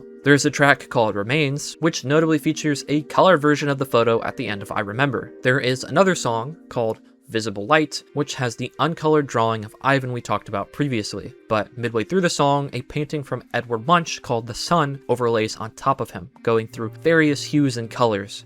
This painting features a sunset or sunrise over the ocean. According to the motif spreadsheet, we can hear wind chimes, a song called Old Song we'll talk about soon, and the aforementioned Congratulations Ivan from the first Backrooms playlist. Regardless of that, the last track on the playlist is the one we just mentioned, Old Song, another painting from George Brahm as its cover photo. This one titled Mickey's Dance with the Dutchman. According to the motif spreadsheet, Post-Traumatic Amnesia plays as a motif during this song. I want to backtrack just a little bit and talk about the drawing in Visible Light. In this sketch, there is what looks to be another version of himself above him, tormenting him, only thinking about the sun. This person above him is kind of bluish green. In another sketch we see earlier, we clearly see somebody talking to Ivan and talking down to him at that, but no one else is there. One of his eyes has turned dark and green. It's clear that the complex either took his memories and part of his identity, or somehow the complex has assimilated into him as a different personality, one that is driving him to unleash the complex to the world. Let's take a look back at I Remember. From the wind chimes that play at the beginning, we know this is Ivan speaking. The transcript for I Remember is the following. I had a home once, a manor overlooking the sea. Upon the world, this was a vestige calling forward unto strangled ears. But when the sky turned dark, the house was taken by the sea.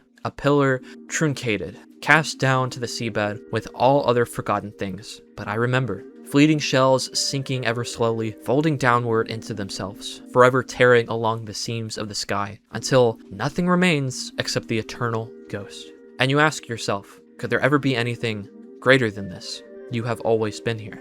So the stuff about the sea, of course, relates to how many discussions there is about the sea, but is probably metaphorical. Vestige was a word I was not familiar with, but upon looking into it is defined as a trace, mark, or surviving remnant of something that has largely disappeared or ceased to exist. This is probably referring to the complex itself, a space or dimension that by all means was forgotten. When it was almost forgotten, Ivan encountered it, and therefore he remembered it. When it says that it's folding downwards into itself, tearing the seams of the sky, this is probably referring to the nonsensical geometric design of the complex, how it seems to consume and cut inward on itself. Tearing the seams of the sky could refer to null zones, how it's piercing our reality and becoming one with it. The eternal ghosts means that odds are the backrooms will destroy our reality, or destroy everything. But whatever is in the complex is worth remembering or seeking out. Could there ever be anything greater than this? The Backrooms is known so far to recreate real-world spaces and objects, so it's possible because of Ivan's memory loss that he believes he'll be able to find what he can't remember in the Backrooms. After all, if we go back to the very idea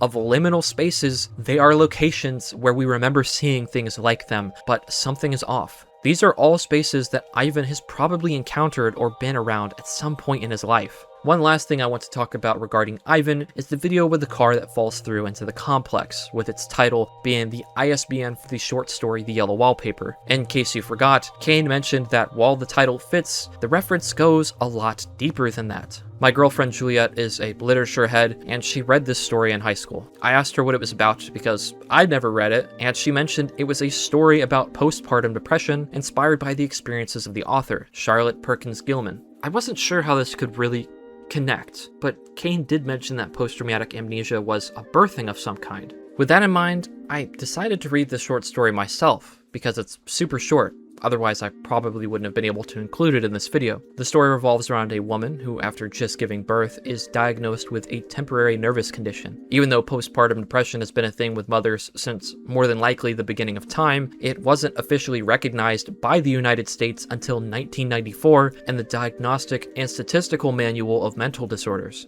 Even still, it wasn't until 2016 that it became common to check on women post-childbirth to see if they had higher levels of depression. So yeah, at the time period of the Yellow Wallpaper, these stupid-ass doctors didn't think this woman was extremely depressed or anything like that. The doctor recommended her to basically sit in a room away from any form of stimuli, including her baby, and the room was covered in yellow wallpaper that she was locked in. Over time, coupled with her postpartum depression, this seemed to lead to an extreme psychosis where she believed that not only was the yellow wallpaper moving, but there was a woman living inside of the wall. Many women at that. When her time in the room was nearing its end, she began to tear at the wallpaper to release the woman behind them. And only once she has torn off the wallpaper from the room does she realize the woman behind the walls is actually her. The entire story and its symbolism seem to coincide with the oppression of women's rights, creativity, and mental health. So it seems that, at a glance, none of this could relate to Ivan. The only thing that seems potentially relevant in the story is the ending itself, when she finds herself in the walls.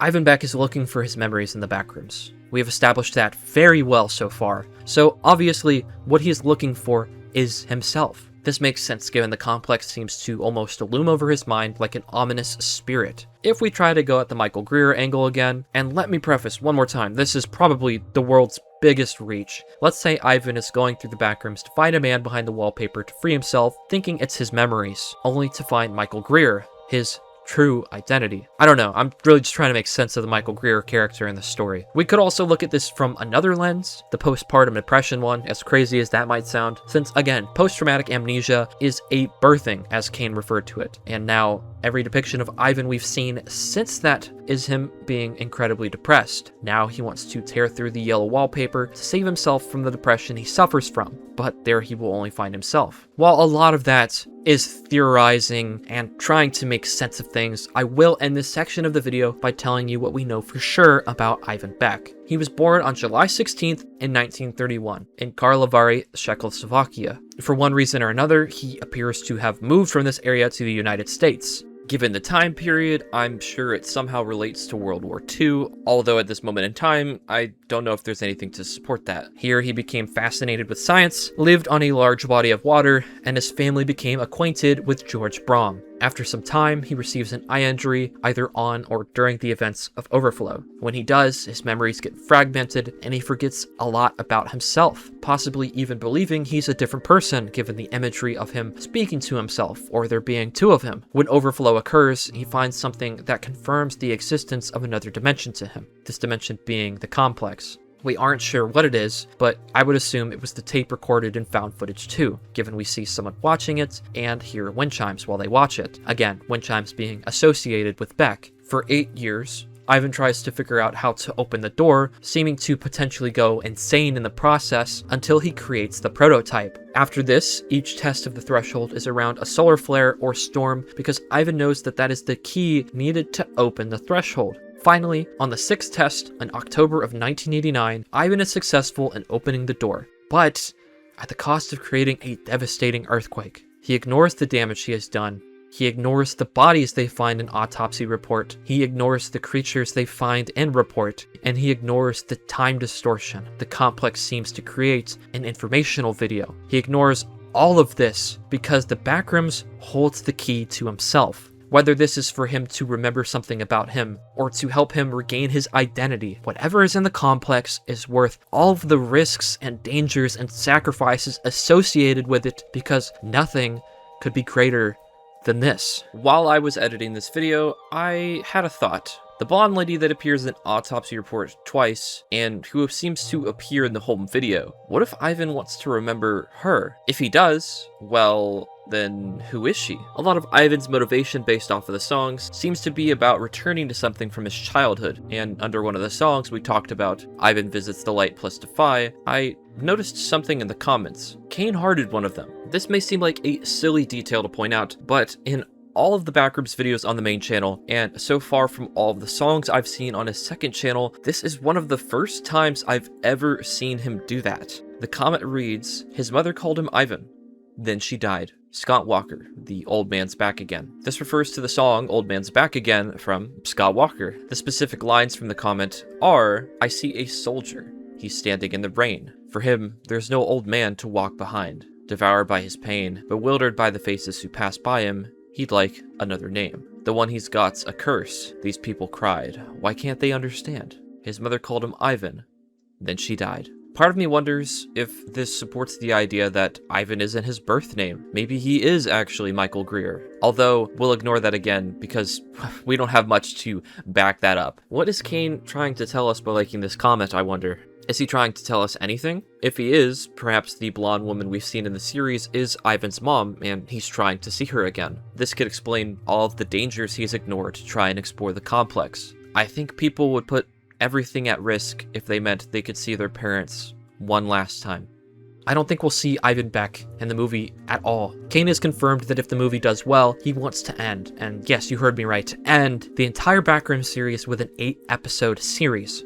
The ideal scenario, creatively, would be to finish it off with like a 9-episode limited series. This series would probably be entirely focused on Ivan, if I had to guess. As for the movie itself, I don't really know if it's entirely worth theorizing or making claims about it just yet. All we have so far is some dialogue and clips to work off of. If enough people want me to look at the movie, I'll absolutely do it, but for the sake of making this video even longer, I won't do that here.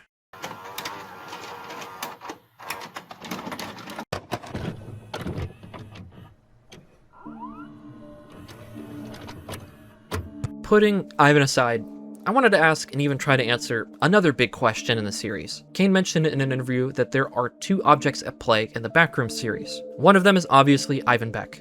There's no doubt about it in my mind. The other one could potentially be Michael Greer, given how much mystery there is surrounding him. Another option is the Department of Energy, seeing they seem to be a lot more involved than we think. Clyde is also potentially an option, and his obvious connections to Beck. However, I think the other force at play is actually the complex itself. Kane has confirmed 2 things about the Backrooms to us in his Discord. The first is that the Backrooms was discovered. It wasn't created. And to go alongside that, he has also confirmed there was no generation to the complex by means of artificial intelligence. So, what even are the Backrooms? If you watched Film Theory and subscribed to MatPat's Simulation Theory, or really any of their theories. I hate to be the bearer of bad news, but Kane himself has come out and said that MatPat and game theory are usually very off with the Backrooms videos.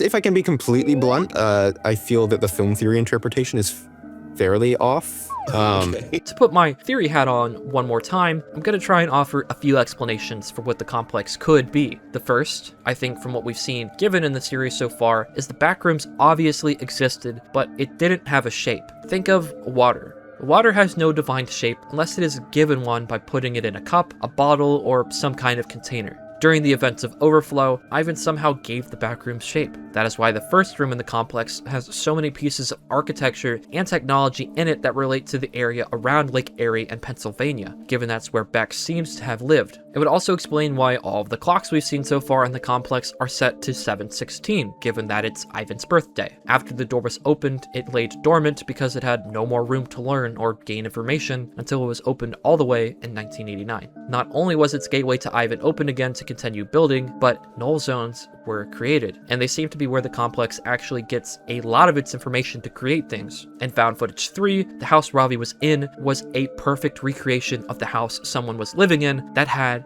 a null zone. Also in Found Footage 3, Ravi's apartment seems to have a null zone, and objects seen in it like his drum set appear in the Backrooms. If we take a look at the trailer for the film, furniture, pirate wheels, and the painting from Clark's furniture store appear in the complex, a building that has a null zone. So somehow the existence of the null zone seems to be a way for the complex to continue learning and continue building. For my next idea, I figured the Backrooms story kind of operates as if it was inspired by House of Leaves, a book where the house itself is alive, conscious, and even malevolent. Kane has said multiple times that he's never read this book, but even still, the connections between the complex and the house are striking. I know I said to disregard the movie trailer for the most part, but the line, "it just keeps building," more like it remembers. And the more it remembers, the less it does, seems to give away a lot about how the Backrooms could operate. The complex creates, and then seems to change the rooms it makes,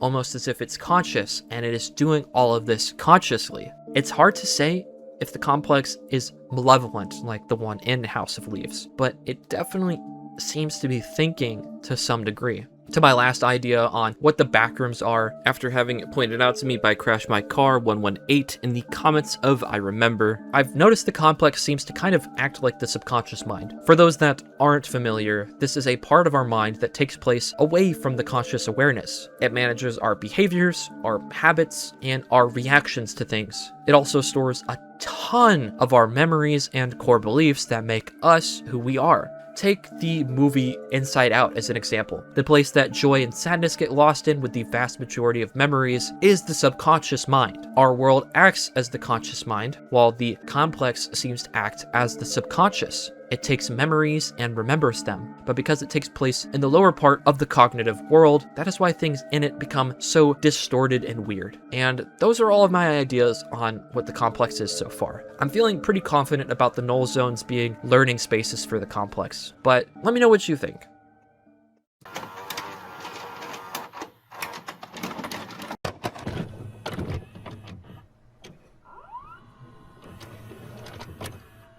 For the next section of this video, I would actually like to preface one thing. This is not my original thought in the slightest, not even remotely. I was talking in Kane's server, and two users, one I mentioned before, Villsidey and Vidmons, pointed out some stuff to me that I never would have thought of or realized. The first is Async themselves. Kane has described that they are actually a relatively small company. They are entirely able to do what they do because of funding from the Department of Energy, a department of the government that we saw touring the place way back in presentation and observing the lights in Lighting and Tile Survey. And in Static Dead and Marvin blamed them, not Async, for what happened to Peter or Mark. As we can see from the found footage films, Async seems to not be involved in the Backrooms much outside of 1990, but we are never given a reason for that. Based off of some of the songs from Kane's second channel, there is reason to believe that after Peter Tench is discovered to have been alive, the Department of Energy seizes the KV-31 project from Async.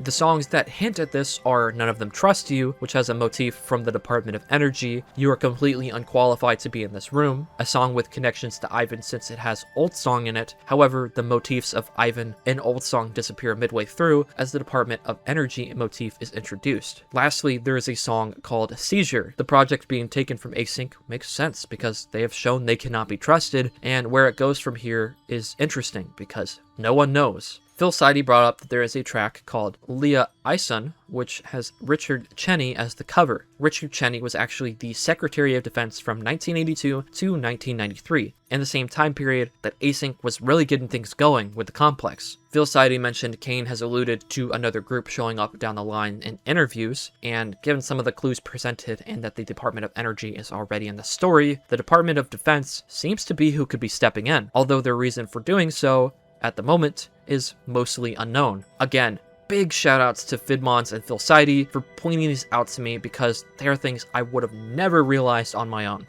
I think probably the biggest question of this video, and the one I unfortunately have the least amount of answers for, is what the fuck is the deal with the sun? Ivan seems to have fond memories of the sun setting on a body of water, which we seem to see over and over again in the series. The sun seems to be what led to the discovery of the complex both times, given the solar flare in Overflow and First Contact. We hear the sounds of the sun in the red neighborhoods, and the red light is clearly mentioned to be an imitation of the sun. We see this painting of the sun with a shit-eating grin over and over again. The lights are probably powered by the sun in the back rooms. There's the sun map and the home video. There's a song called Red Sun in the Sky, and Sharon Mao is here to probably point to us that that song is important and that he is also a literal red sun in the sky. This entire fucking series is coated in the sun. It's everywhere, and it's unavoidable, and what's worse is I don't know what it's trying to say at all.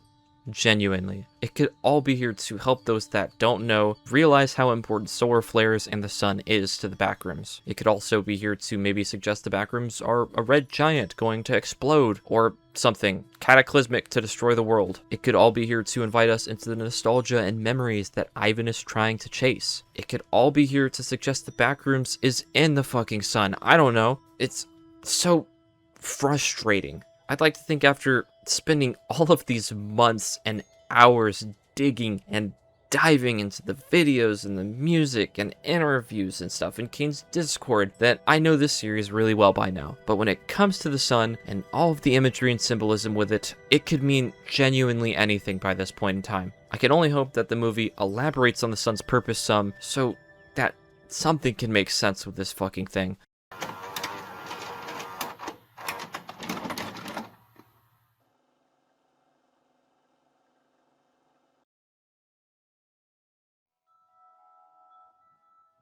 As for the ending of the series, I have some thoughts, and while I originally did include them in this video, I'd actually like to keep them to myself this time around. I feel like The Backrooms is a series that is more about the journey instead of the destination. At various points during this video, I was so focused on trying to figure out where I Remember fit and how Autopsy Report connected the ending of Damage Control and how that correlated to the ending, and I didn't like that I was doing that. Kane Parsons has created one ride of a series, one that has been a ton of fun to uncover all of the secrets in and to just see how deep the rabbit hole goes. Even though I've spent months on this video, and I could maybe be entirely wrong in many places, this might be the most I've ever enjoyed making a video, and I don't want to taint that by making an incorrect opinion or judgment on the ending at the end of this long journey of a video. An example that comes to mind is the Longlegs ARG, a video that I love to death, but every time I look back at the first one, it just bugs me how after everything that I uncovered in it, I wasn't entirely correct about what the movie was going to be. I don't want that to happen with The Backrooms. The Backrooms as a series and movie and whatever it ends up being could end terribly, or it could have the best ending ever. Either way, it has been well worth the time to explore the endless corridors of yellow wallpaper and confusing ass sun imagery. I would like to thank you all for coming on this journey with me.